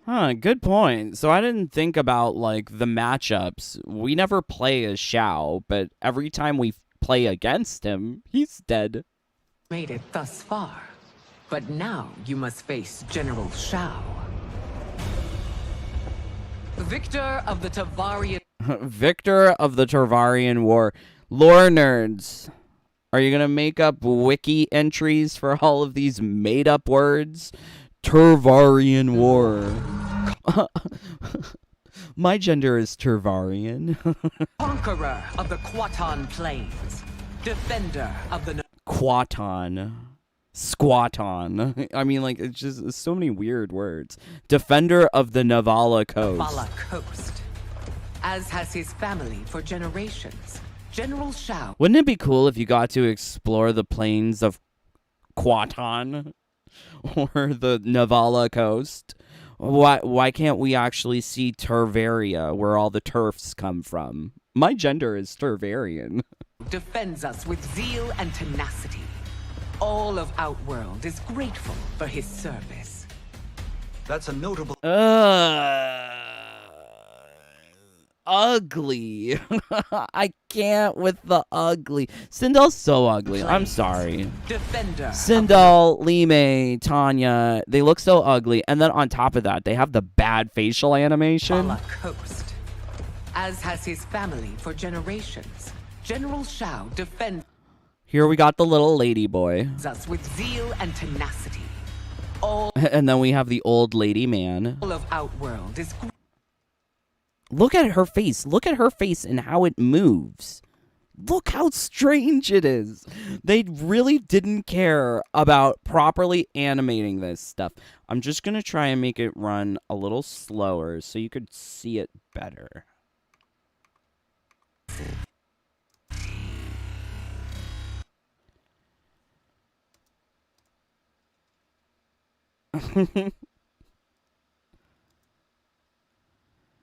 What is this smile? It seems so fake. Why does her eyebrows move so much? Why does everything move so much? I don't think people talk like that. I don't see people talk like that in real life when I go to the store. Moving all the eyebrows, side smirks, cheek pulls. It's too much. Because these people don't even look like humans at this point. I guess they're not humans. They're Outworlders. But they seem like not humanoid. They seem robotic. They seem AI generated. They don't seem real. Ugh, terrible. Okay, so let's go. Trying to get it back. Normal. It's a mere fraction of them. A full recitation would take days.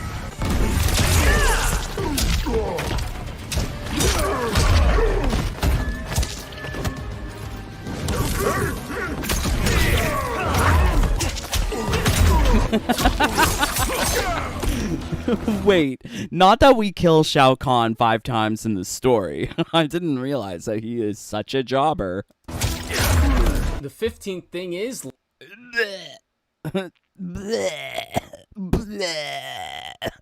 Barf. Lee May goes to... Bland Asian lady cross-dressing Brazilian soccer player. Sindel to help her. After beating Tanya, she shows that she doesn't wish to truly harm her, and she also even gets the Umgadi to be reasonable with her. Yet for whatever dumbass reason, Tanya is still being hard-headed and... Not whatever dumbass reason Tanya is being hard-headed. It's because she's wearing a dinner plate on her head. What is this? What is all this shit on her head? No wonder she's hard-headed. Won't just hear Li Mei out, even after she doesn't kill her. Sindel as well is just being completely unreasonable. And now her being unreasonable isn't inherently a problem because it's understandable that she would be mad at Li Mei. But when Li Mei is literally telling her she's there to help... Not Li Mei. Do you see the closed caption? Li Mei? And shows that she hasn't killed Tanya and is showing no sign of being a threat. Why doesn't Sindel just tell Tanya to stop and at least hear Li Mei out first? Why don't they wear pretty clothes? That's the question. Why is this one wearing a bath mat around her waist? Why is this one wearing a blacksmith outfit, blacksmithing apron? Why does this hair look so low texture? Like, why?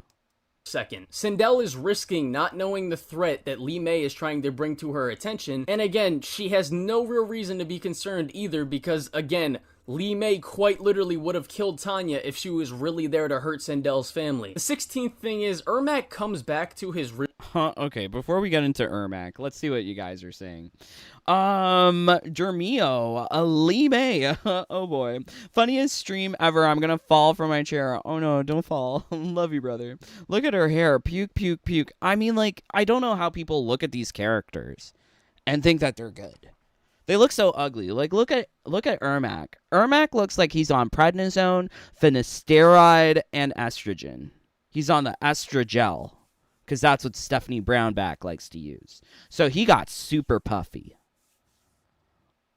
Ugh. I hate this depiction of Ermac. He looks so ugly. He looks so puffy, so swollen. Why? The real dude doesn't look like this. All of the characters on the roster look puffy. Character editor would have been the best feature. You know what? If we have to play with these trans characters, at least I could have made my trans have big boobs or something. That sounded like something Bitch Poet would say. Oh no. Watch all those places they said for show. We will never see them or hear about that ever again. I'm not sure. They look worse than their face models. Yes, very true. Give the characters a pen to draw their... Not a pen. They need an eraser. Just get rid of all of that stuff. Sindel looks awful in this game. They should have copied and pasted her from 11. Not to mention she also resembles Li Men. Yeah, Li Men and Sindel, they look exactly the same. I don't know how people can tell them apart aside from the hair. Yeah, really wild.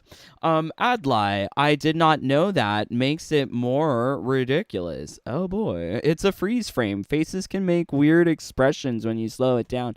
Nope, babes. Never mind me. Even when you look at them moving, they look ugly and weird. Are you kidding me? You see their faces move all over the place. Why the eyebrows look like they're smoking meth? Why do the eyebrows look like they're fighting each other and trying to escape from the forehead? Why? Why do they look like this? It is not because of the freeze frame. It is because they just didn't care to properly animate this shit. It wouldn't surprise me if they did all of this with AI. Xiao didn't feel like a big boss. He felt like a tutorial fight in Elden Ring. Not a tutorial fight. Sinuglidel? Yeah, that's an interesting one. In MKX, you see the Quaton jungle. I don't know. It sounds like something you would pass from your body. Oh, I went to the toilet and I just had a huge Quaton. Like, I don't know. Yeah, for real, my gender is Greek god. It's too bright and sunshine presentation. Yeah, for real. Ugly mugs. All the faces are weird. Puffy face Sindel. I like to put my Quatons in Caesar salad. Okay, thank you, MK Ryu. I knew it sounded like something. I could see that. Yeah. In the early games, it was something to prevent a disaster. Now it's just a joke. Yeah, the tournament has no purpose in this game. It's meant to provide character development for Raiden, if anything.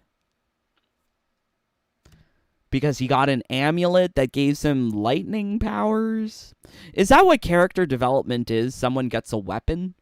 Like Kenshi, he got character developed by getting a glowing sword? Nothing changed with him. I don't get it. These people who defend this game, why don't we see Kenshi actually save the Yakuza and redeem his family name? The most character development that we got was the character bios that preceded the game and somehow provide more story than 3 hours of cutscene. Wonderful. Melina have the turkey disease from Thanksgiving. Oh no. Love how they grab them and then just submit like little bitches. Kind of relatable. Okay, well, I know what to do in the bedroom. Wonderful. Just drew. Copy pasted from MK11. I know, given the fact that they copy pasted so many things from MK11, you telling me they couldn't copy paste MK11 Sindel face? The voice actress is the same. They couldn't have the same face?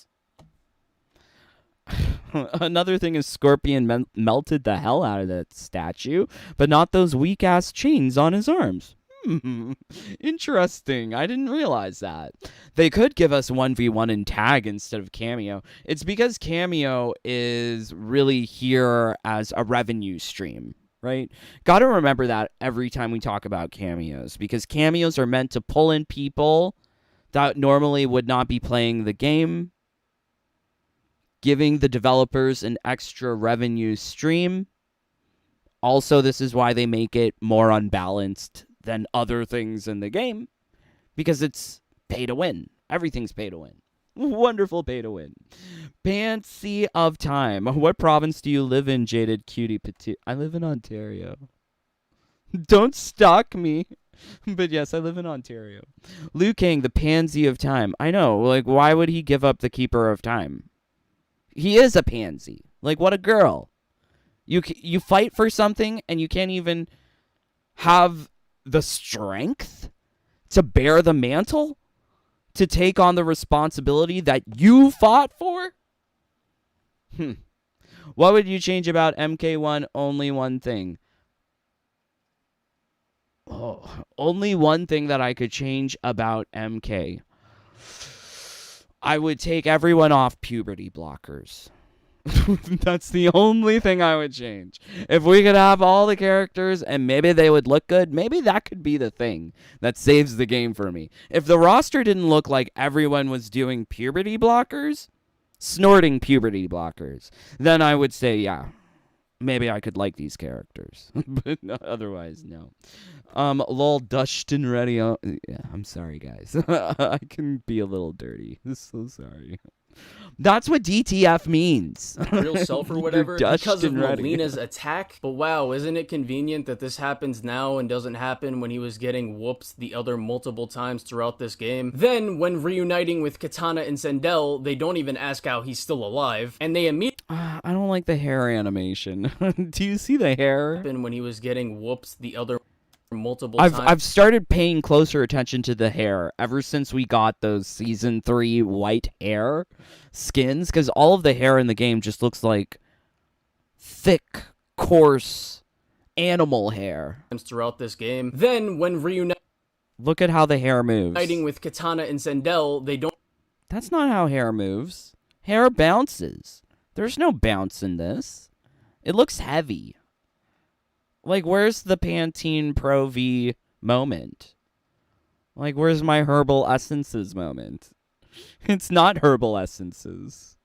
It's, like, animal sweat, making it very coarse and textured.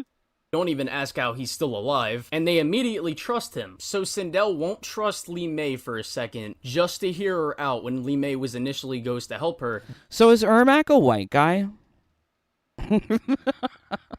Is he a white guy? I can't tell. Is Jared a white guy?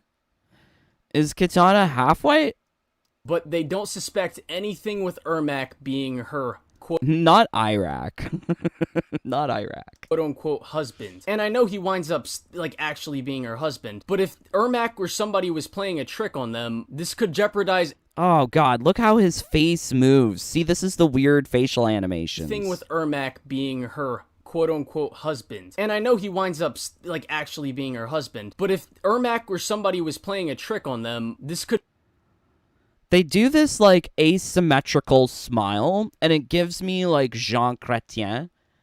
Like, his face had, like, some sort of, like, medical condition, so he would talk out of the side of his mouth. It gives me very Jean Chrétien. Like, I don't like it. It's weird. Could jeopardize everything that they're trying to do. The 17th thing is, why don't they just kill Shang Tsung while See, he's talking out of the side of his mouth again. Why do they do this with all of the characters? Talking out of the sides of their mouth. Asymmetrical smiles. Do you know that symmetry is beauty? Did you know that? Yeah, this is not beautiful. Lena has him distracted, why doesn't Scorpion throw his blade at Shang? Look at the filler. Look at the puffy. She don't even look like the real person. Why are these eyebrows so high?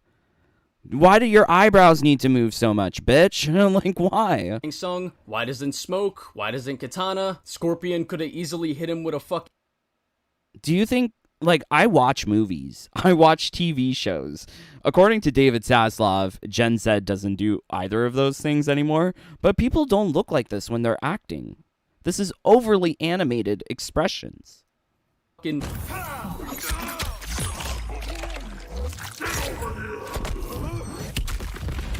But nope, instead they do this.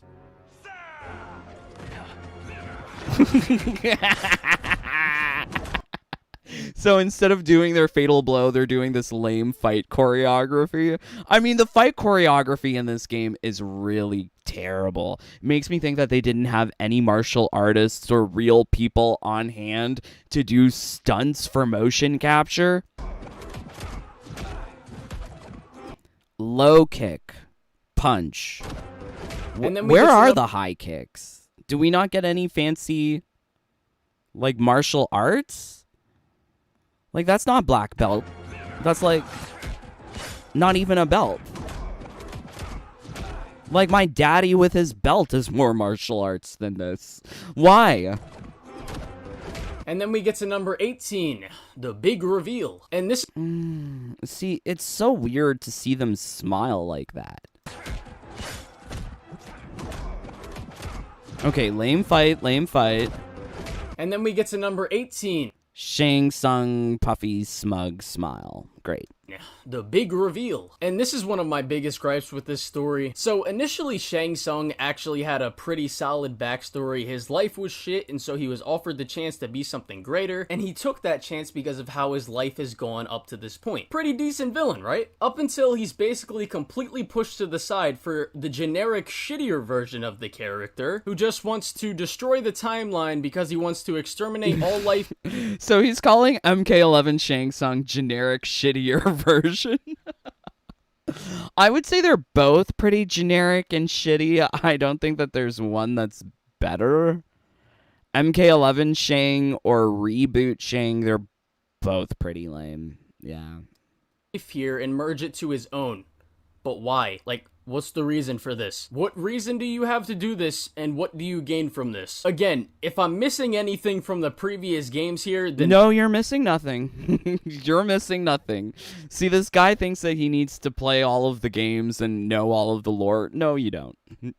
The story's trash. You're right, bud. You're definitely right. Feel free to explain it to me in the comments, but, yeah, on to number 19. And I don't even think I want to consider this a serious problem with this story, but something that I just find funny, and it has to do with Shang Tsung again. It's just the fact that every time they both talk... Like, he seems kind of gay. The smug, gay villain archetype from Final Fantasy 13. Do you remember Caius from Final Fantasy 13 or Final Fantasy 13-2? It's giving me that. With a little feather in his hair. So much for fire. Oh God, look at his face. Oh my But God. something that I just find funny, and it has to do with Shang Tsung again. It's just the fact that every time they both talk... What, do they want to F each other? Yeah, probably. But look at his mouth. Look how his mouth opens. Look at the general animations. So much for fire. Is he in a dental campaign? Is he really wearing dentures? Like, why are the dentures poking out from the flesh so much? And eyes. All I think of in my head is this clip. Yakuya Togami. He is mostly the rich guy who's pretty much a douchebag to everyone during the game, and actually is the main, well, not main antagonist, but a side antagonist. He usually would ruin the trials. Really? Yeah. You know what's crazy about that? I don't give a shit. And there we go. The obvious answer that I have known. You've proven me right. I don't give a shit. Yeah, it's wonderful. Look at you. Thinking you have all the power in the world, thinking you could trick me. I've fallen for your illusion. How disappointing. So, what is this? What is this reference? Some children, please educate me. Where is this coming from? Longingly gaze at me. Shang Tsung quite literally talks like he's a fucking middle school dweeb who watches too much anime. Okay. He sounds like an anime dweeb. Got it. It's a number 20, and yes, we're still in the same fucking moment, same scene, whatever you want to call it, because this scene is just fucking terrible. So even... Not the fight with Evil Sindel is fucking terrible. Evil Sindel can beat every single person here at the same time, then loses to Melina. Mind you, Liu Kang was 2v1ing Shang Tsung and Quan Chi at the end of the game. Yet all these people ganging up on her right now can't beat her. Who the actual fuck wrote this scene and thought, yeah, this is... Dominic Cianciolo wrote this scene, dude. If you want to blame someone, blame Dom. He's so stupid. The one right here. Like, the 21st criticism here... I love that this guy numbers his criticisms, too. He's number 21. And yes, we're still in the same moment, because there's so many fucking issues with this goddamn scene. But Melina was quite literally about to kill her own mother earlier in the story when the Tarkat disease affects her. Yet now, when Sindel is about to die, Melina somehow now has control of her mental state and is sad that her mother is about to die. Consistency. The 22nd thing is, Liu Kang asked Garrick why he didn't become Keeper of Time with the power that he saved. Asked Garrick? Not Garrick. Who's Garrick? I like this idea of Garrick. Garrick more than Geras? It's for Liu Kang. It now occurs to me that all along you have had unfettered access to the power stored within. You could have taken it, become Keeper of Time, but chose not to. Why? Because I have faith in your vision. I have faith in your vision. Can we talk about religion? Can we talk about how this game is encouraging cultish behavior from its fans, where people are told to have faith in NRS? This is the fanboys. This is NRS. NRS wants you to have faith in their vision. They don't want you to have a fully complete game. They don't want you to have a product worth the money that you paid for. They just want you to have blind faith because you need to be drinking the Kool-Aid. You need to be drinking the same dog water that Sonic Fox uses for his enema. For this new era, I am content to be its guardian. Thank you, Gareth. But this doesn't work because earlier before he says this shit. It can only be undertaken by the Keeper of Time. And I no longer wield that power. Yeah, the whole Keeper of Time bullshit doesn't make sense. Like, honestly, the story with the Keeper of Time and there's these mechanics around who's Keeper of Time. Liu Kang shouldn't even be able to give up the mantle and still be a god. How is he still a god with the mantle of Keeper of Time? He should just give up everything. Oh, but he doesn't want to be Keeper of Time, but he wants to be a god? Oh, but he wants to be creator of the universe? Okay. Okay, Jesus. You may once again, asymmetrical talking out of the mouth from one side. What? How do you mean? When you gave up control of the hourglass, I worried that one day you would find you needed it. So rather than let your power dissipate, I collected it. To this day, it remains safely stored. Why did you never tell me this? Because the process of restoring your power is likely irreversible. Returning to the life you have now, as Earthrealm's... So, yeah, none of that just makes sense at all. Like, the process is irreversible, he has faith in the vision, but at the same time, he's saving the Keeper of Time power, because it's like grains of sand that can be captured within an hour. And just all of this shit is just fantasy, make-believe. Nothing is making sense. There are no mechanics of understanding what is Keeper of Time. How do you transfer this title? How do you regain this title? None of this shit makes sense. Why even bother with a story mode that don't make sense? Protector, a life you cherish, may be impossible. And you did not want me tempted to make that sacrifice, unless it was absolutely necessary. Correct. Thank you, Geras. You have saved us with your wisdom. Brother. Oh my god, he's touching the shoulder. Do you see how he's touching Geras' shoulder? That's exactly how Tanya touches Melina's shoulder. Are they gay? Are they gay? Yeah. Wild. Unless it was absolutely necessary. Correct. Thank you, Geras. You have saved us with your wisdom. Brother, what fucking wisdom? If Geras didn't want Liu Kang tempted because he knew he was enjoying his life, and Geras respects that, and if Geras has faith in Liu Kang's vision for this universe, then why doesn't Geras become Keeper of Time, so that Liu Kang doesn't have to make... But he does become Keeper of Time. Because Liu Kang's fucking lazy. But yeah, I get what you mean, dude. But, yeah, it's interesting that Colin, this guy who, you know, defends the ugly ladies of Spider-Man 2, he does not call out the obvious religious implications of all of these characters being created by God Liu Kang, and that these characters must have blind faith in him. Okay. This sacrifice. What a fucking asshole. The 23rd thing is, why doesn't Liu Kang or someone try to attack the evil group while they're attacking the hourglass? Oh, yeah, this is so true. Everyone's shooting off solar beams from their hands in different colors, yet they're not fighting? Why aren't they fighting? No one can throw a punch? Everyone just has laser beams now? Telling me nobody here could do anything? Look at this bullshit. This is for people who just like particle effects.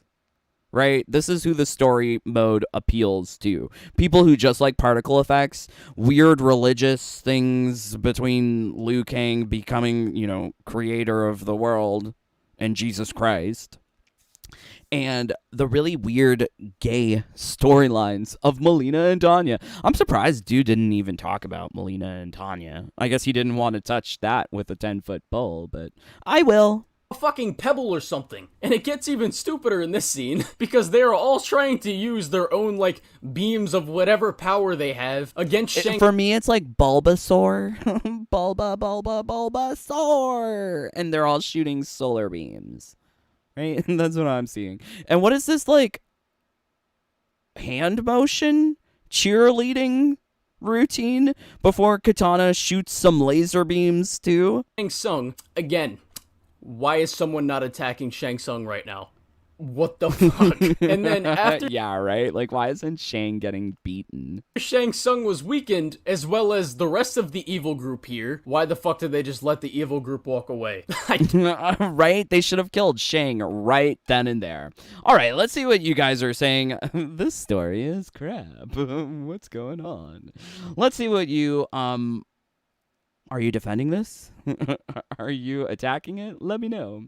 But leave a like. 46 of you here. Can we get 46 likes? Or get out. Nasreen, Liu Kang sure does get his ass whooped a lot, despite being a demigod, former keeper of time. I know, right? It's so weird. All the martial artists are too old. Oh, is that why they don't have martial arts anymore in the martial arts game? Got it. Lol, here come the single file run, everyone. I know, right? Where is... I'm surprised they didn't have that part here, because, like, why did they all run in a single file line? They're so stupid. Why is Liu Kang struggling against one damn soldier, but he can fight Shang and Quan Chi? Exactly. That's a lie. Maybe it is just true. This game is not fighting game, more like comedy hour. Yeah, you can just look at these characters and laugh at them. I remember the first time I saw Tanya, I couldn't stop laughing. Because I couldn't believe it. But it's real. That's the sad part. It's not. Everyone hated her recon, and the retcon didn't make any sense. What is he talking about? I don't know what he's talking about. Sindel in MK11 was hated by every OG MK fan. Who's OG? Never mind me. You're under the age of 30, so you can't claim you're an OG MK fan. I love when the children try to tell the adults what to do. Are you kidding me? Are you kidding me? Just like a drag queen. Yes, he says the same thing. Dude, everyone, you can't speak for everyone. Dude, LOL. Guys, play nicely. But yeah, or, just don't spill blood in the chat. A poorly rated comedy special. I can because I was around to witness people hate on it. People hated MK11 Sindel because there were shills like the fourth snake who didn't like her.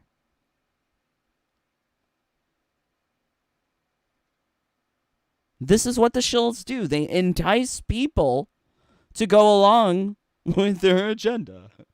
And I am not going to do that. Because I speak from my heart, not based on a relationship that I want with NRS. So when you talk about everyone, you're talking about the shills. So great. Never mind me. Wonderful. Shang for Colgate commercial. Shang looks like he's trying to keep his fake teeth in place. Right? That's the problem with this game. You look at the animation, and it looks so wackadoodle. But then the children here in the live stream chat, they're like, oh, this looks great. You're just choosing bad frames. No, not the case when it's across the story mode, across characters. Yikes. I'm an OG fan, and MK11 is way better than MK... Anything is better than MK1. I'll just put it like that. But to classify OG MK fan, I love that the children... Literal children, people under the age of 25, under the age of 21, are calling themselves OG MK fan. Like, bitch, you're not over the age of 30. I don't get it. How the hell did she beat Liu and Geras? Do you know what the OG Sindel story was? The fight with evil Sindel was just an attempt to reconcile with fans the horrible retcon they did on her in MK11. Yeah, I like bad Sindel from MK11. She was good. I liked her. The good Sindel beats her, and then her daughter kills her. Yeah, I don't... Strange. Yeah, that is strange. By the way, that Sindel was born out of the red pill, a woman who leaves a good man for a stronger one. I don't know what red pill means, I'll be honest. I know it's from the Matrix, but I don't know which one I need to take to wake up from the Matrix. How can you be okay with Sindel, who originally a good guy, turned into an evil demon who betrayed her daughter for Shao Kahn? 'Cause she's fun, she's carefree, and she has more personality than the wet blanket that is Tanya or Sindel in MK1. Sindel in MK1 is such a bore. And ugly. And wet blanket. Yes, these are suitable adjectives, identifiers of MK1 Sindel. MK11 Sindel at least had some personality. Not to mention, you take the same voice actress who did such a great job with portraying snarky, snippy, evil Sindel, and you put her to portray good Sindel, and she just sounds so boring. Is that what good is? Boring? Well, then maybe we should leave the good man for a stronger one. Who knows? How can you be okay with Sindel? Oh, yeah, we got that. Just Drew. Sindel has always been evil. Now she's bland. I agree. Just Drew, are you pals with Boone? No, I don't think they're trying to assume I'm a shill. Drew is not a shill, guys. Leave Drew alone. I love Drew. She was good in the original story timeline, then they made her evil for no fucking reason, and now she's dead. No, she was pretty bad from always. I don't get how someone who screams like a banshee could be considered good. But okay. So 50-50 on Sindel. Oh my lord. I can't even. It's all timeline nonsense so that Dominic can do whatever the heck he wants. I agree. Were they drunk when they wrote this? Jis? Not Jis. Yeah, crazy. He's touching Geras' shoulder just like Tanya and Melina. I know, right? And that's how you indicate that you have sexual attraction to someone, by touching their shoulder. That's what I learned from MK1. Never mind me. I can't even understand that the change was hated by almost most. No, never mind me. You're wrong. I liked Bad Sindel. I know other people that liked Bad Sindel. You're parroting the same rhetoric that came from the shills who did not like evil Sindel. Like Fourth Snake, like Underdog, like Ghosty Girl. If you like them so much, go to their channels. They need you. I don't. I don't care, children. Believe what you want. Shills. Aww. Poor Just Drew. I love you, Drew. Don't worry. Dave, if you don't kick them, I'm about to unsub. I didn't even see Drew. I'm seeing it now. Jaded mommy screams like a banshee too. Thank you. Come here, let me touch your shoulder. Thank you. If I'm not mistaken, Sindel was also turned evil in the 1995 movie I Like Bad Sindel. Yeah, MK Annihilation. She wasn't good. She wanted to kill her daughter. That's the first Sindel I knew. Serena was good in the original timeline and evil in this one. Why aren't you all mad at that? Great point, Mombat. Police. Just Drew admitted he... What? Guys, you see the green name tag on people? That means you leave them alone because they're my bunnies. Pay me money and you can become a bunny too. But if you're targeting my bunnies, no, get out. I rob stores, but I'm not a criminal. LOL, you guys don't get sarcasm. Interesting. So this is how I know Nevermind Me is a little boy, is a little child, because he doesn't understand sarcasm. LOL, if anyone's the shill here, it's you, Nevermind Me, defending this story when you can quite clearly see in front of your face that the facial animations are bad. The story is incoherent. Things don't add up. But yet you want to defend shit like Good Sindel and MK1, who's boring as fuck? Yikes. Never mind me. Wow. Okay, so let us continue. The 95... You know what? I'm just going to put you in timeout. I'm going to listen to Drew. Drew says put you in timeout. So you got a timeout, buddy. I didn't like Evil Sindel. It was confusing. I like Evil Sindel. I know people don't like her, but I think she was more interesting as an evil bitch as opposed to a boring bitch. Which one you prefer? Boring bitch or evil bitch? Which bitch you want? Because I want the evil bitch. Because she was interesting. Not the boring bitch. I love Sindel's MK11 personality way better. Yeah, I like that she's racist to Naknadans. I love that she considers Johnny breeding slave. I mean, she's perfect. She's perfect. I think she's great. Adelaide, I do care and like the Ashra Serena story that should have been featured in MKX instead of now. I don't know.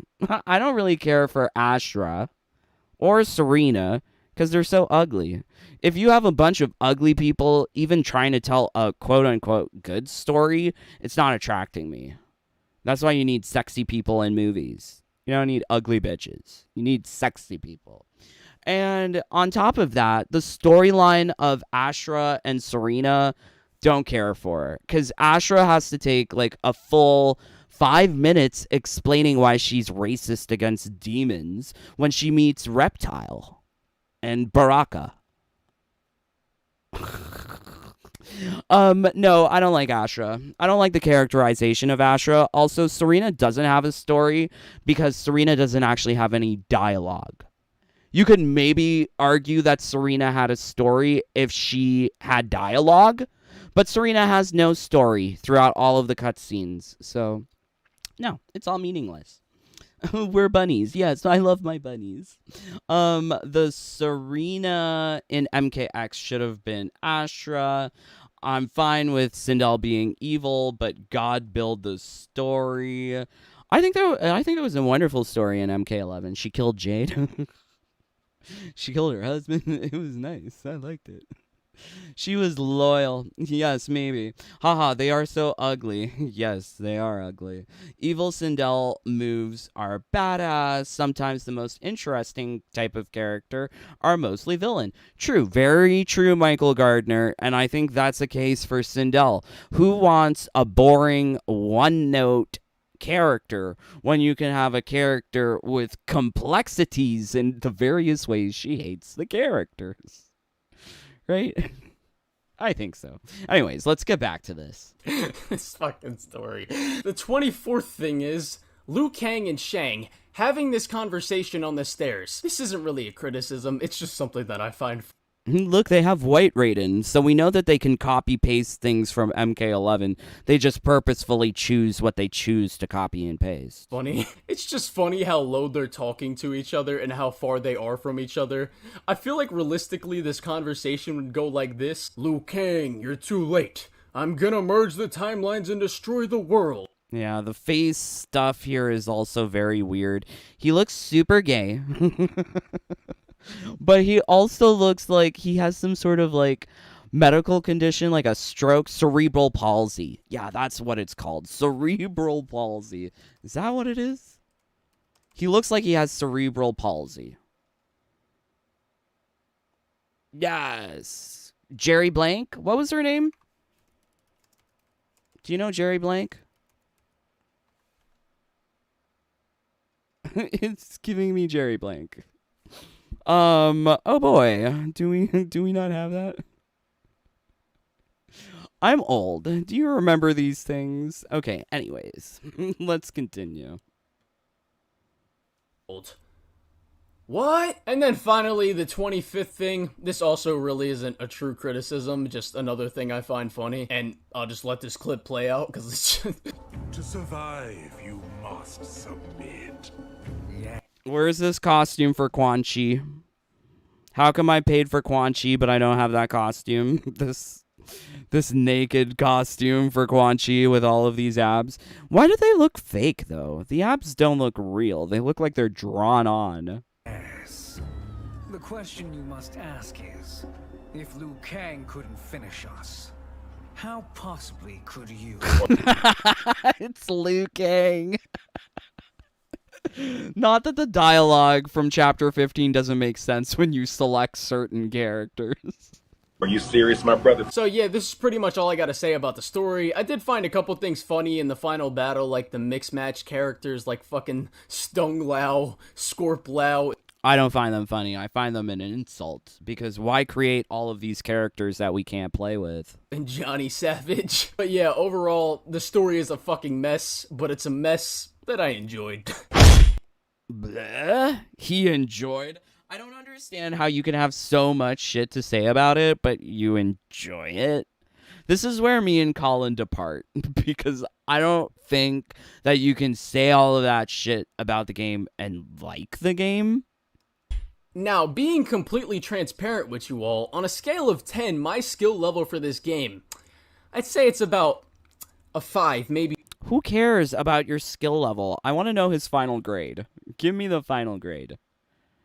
8 out of 10. How do you give the story 8 out of 10? You know, this is what Gen Z children are all about. They're about people who are failing and pushing them forward. Pushing the failures forward and out into society without actually teaching them anything.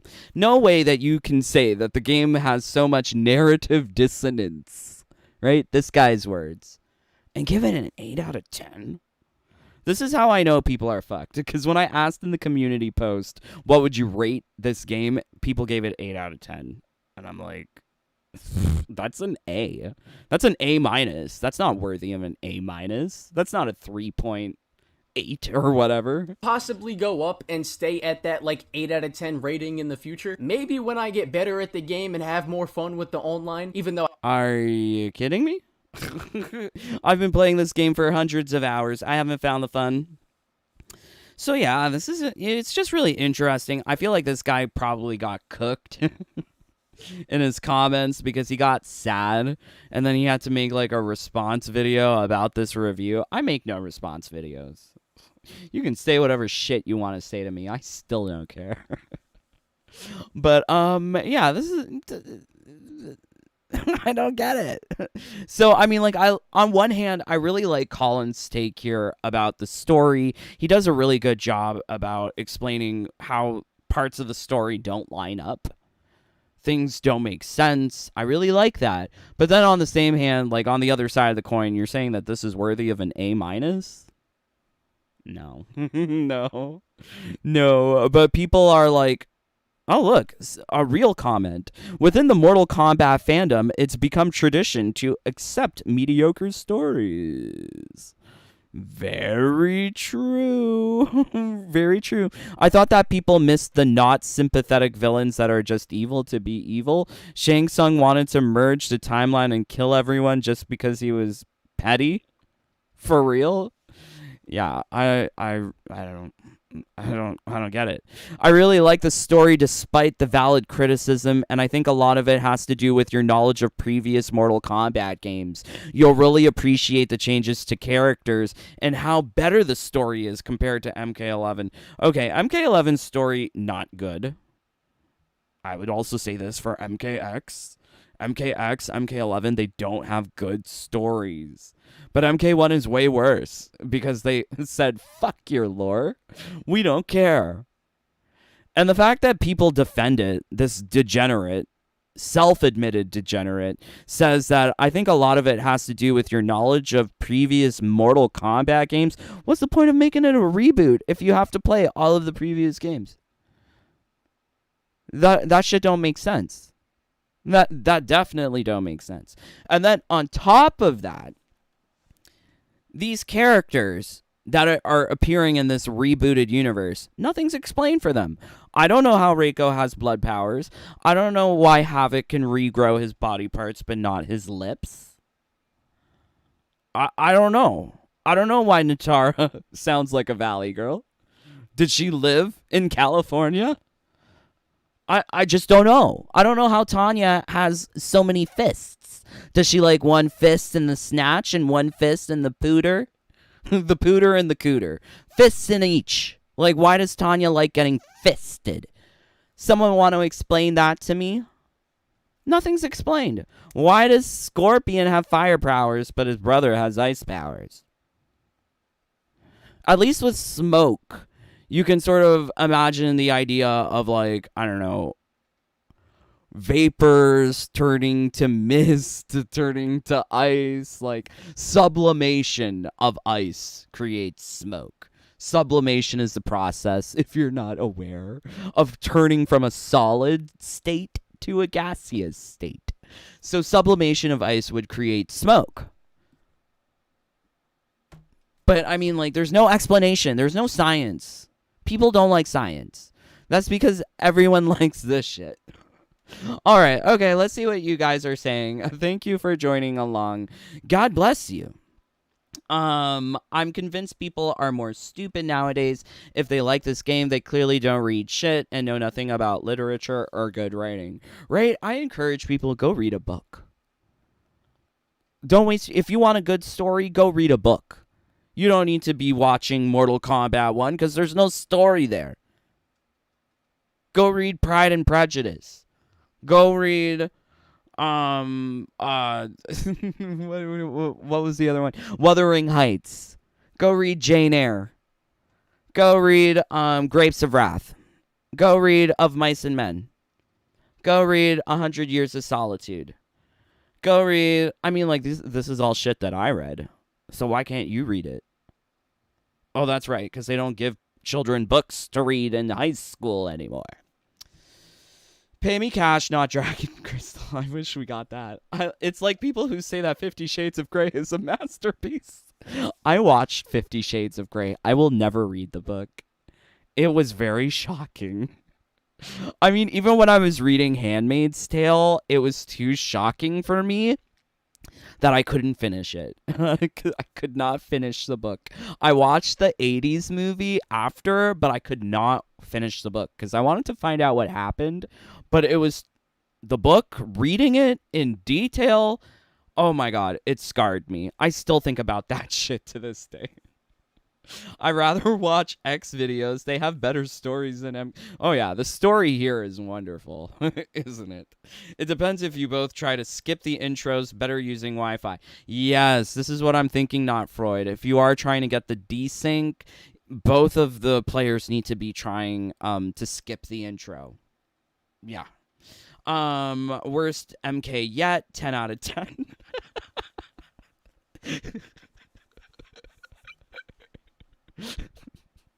That makes me laugh. Because all these children are failing, yet they're being passed. Yeah. Smashing 3 while they try to combo and lag turns to 600. Oh, very cool. If NRS pay me, I'll say it's 10 out of 10. No. No. They can give me free trips. They can give me free food. They can give me free game. I am still not saying it's 10 out of 10. I would need to sell too much of my soul. Not Freud. I really enjoy the game as a bizarre experience. I don't play it as much as week 1, but still find fun in glitches, making people sweat during the first match in KL and desync the second.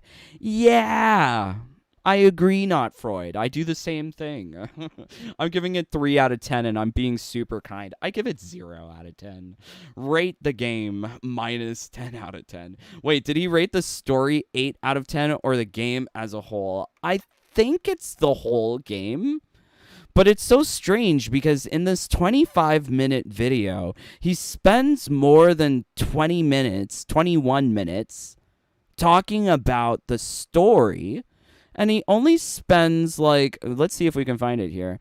Yeah, he only spends like 2 minutes less than talking about gameplay and game design.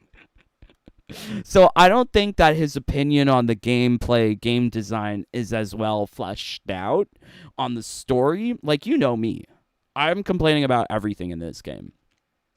But this guy complains about the story and talks about 2 minutes of the gameplay. So I have to take it that his score is more based on the story. Like, if it's a weighted average, the story, it has more weight than the gameplay for this guy. That's what I'm thinking. It's damn sure not an 8. I don't know what I'd rate this ass game. Okay, Colin has no backbone. Game is trash. 10 out of 10. My jaw dropped when I saw the score after hearing all his complaints legit. I know, right? How do you hate the story so much? He wants to give it a 7.5, but he pushes it up to 8. I rob houses. I'm not a criminal. Oh my god. Fail upward. Yeah, that's what they call it.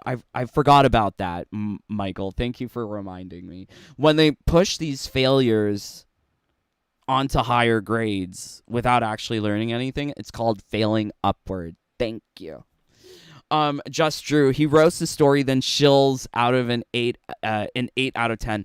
You know what? There's a couple of people who are shills. I'm gonna call out another shill. Do you know Dreamcast guy? I used to watch him because I like Final Fantasy, and he was doing like Final Fantasy stuff, but he reviewed Mortal Kombat. Let's see if we can find it. And he gave the game like such a high score, and I'm like, how? But then it said that he got the game for free from the company. Let's see. Oh, here we go. My brutally honest review of Mortal Kombat 1. There's been a lot of talk. So let's see if we can find it here. He says it in the video, but he doesn't say it in the description. I thought you have to say that it's provided by.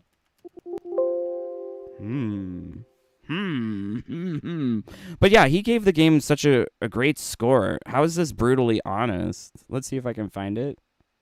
What is the score? Oh yeah, he gave it a 9 out of 10. And I'm like, what the fuck? How do you give the game 9 out of 10? Yeah, I think he says somewhere in here that he was provided the game by WB. I forget the exact words, but there's a lot of shills out there that got the game for free. They're going to talk it up to their general audiences, and people are going to be enticed to buy the game. That is the definition of shillery. If you enjoyed it, why do you shit on it for the first 22 damn minutes? I know, right? I know, it's incongruent. It does not make sense. It's saving face. That's just stupid. That's just celebrating shit, yeah. I don't know. It felt like character assassination to me. She went from hating Xiao for brainwashing, keeping her daughter, to betraying her daughter for Xiao. I like it. But you know what? I can respect and understand that other people wouldn't like it, but I don't understand Never Mind Me. That boy who was here earlier, I don't see him here now, but that boy who was saying, oh, OG MK fans all hate Bad Sindel. Like, I'm older than you. I have experienced life without Mortal Kombat on this planet. I was around since the very inception of the franchise. And this little boy has the nerve to tell me that I'm not an OG fan? Okay, yeah, right. Okay, Quan Chi wearing that bodysuit. The makeup department drew his abs really fast. That's what I was thinking too. She's so boring to me as a hero. I'm sorry. Quan Chi needs to take over the gal's mind in this expansion. Give her a new outfit. Yes. I just love her personality. I don't know why I like hearing her taunts and shit in MK11. I agree. I really don't like the recoloring of the fighters, to be honest with y'all. For instance, I don't want Reptile in red looking like Ermac. I hear you, Chill Nation. I think that we have ugly base game costumes to encourage us to go to the premium shop and spend our dragon crystals, our money on actual nicer looking things. But yeah, that's a long ass pyramid. They should have been tired just getting to the top. Oh no. Oh no. Okay, whoa, crazy. So yeah, I don't know. This game, it's just trash. But I thought, we'd end on like a happy note. We have the trans pony. This is what Sonic Fox is transitioning to. We have the incestuous trans fetishizing relationships of WB that happens with I Am Jazz on the Discovery portion of WBD. But this is also indicative of what we are to expect from WBD's inclusive storytelling. Yeah, I really wish the guy would have called out all of the lesbo stuff, but he didn't. Yeah, Colin. Colin, I think you could have gone so much harder with your story critique.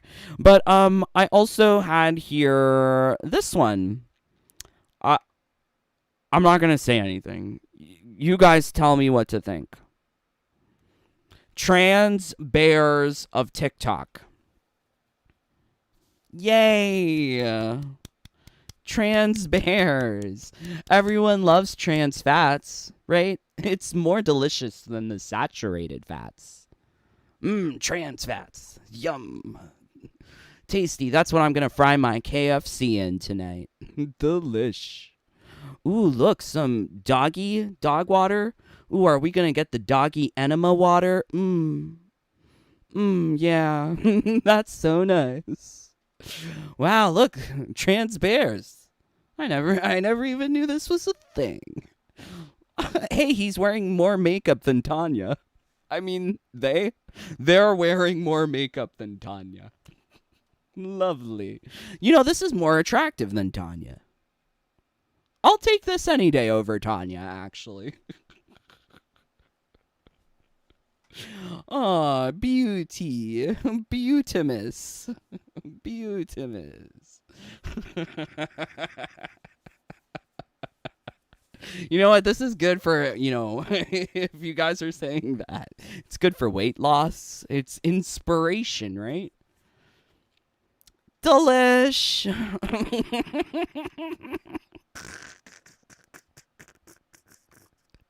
I'm sorry.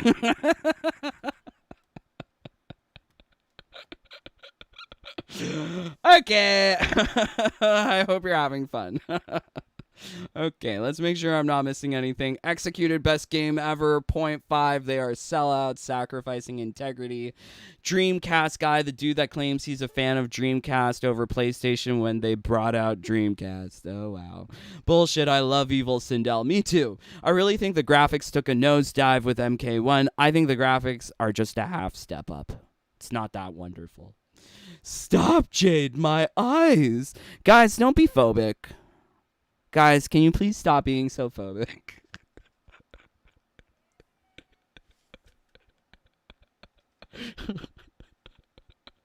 Stop being phobic.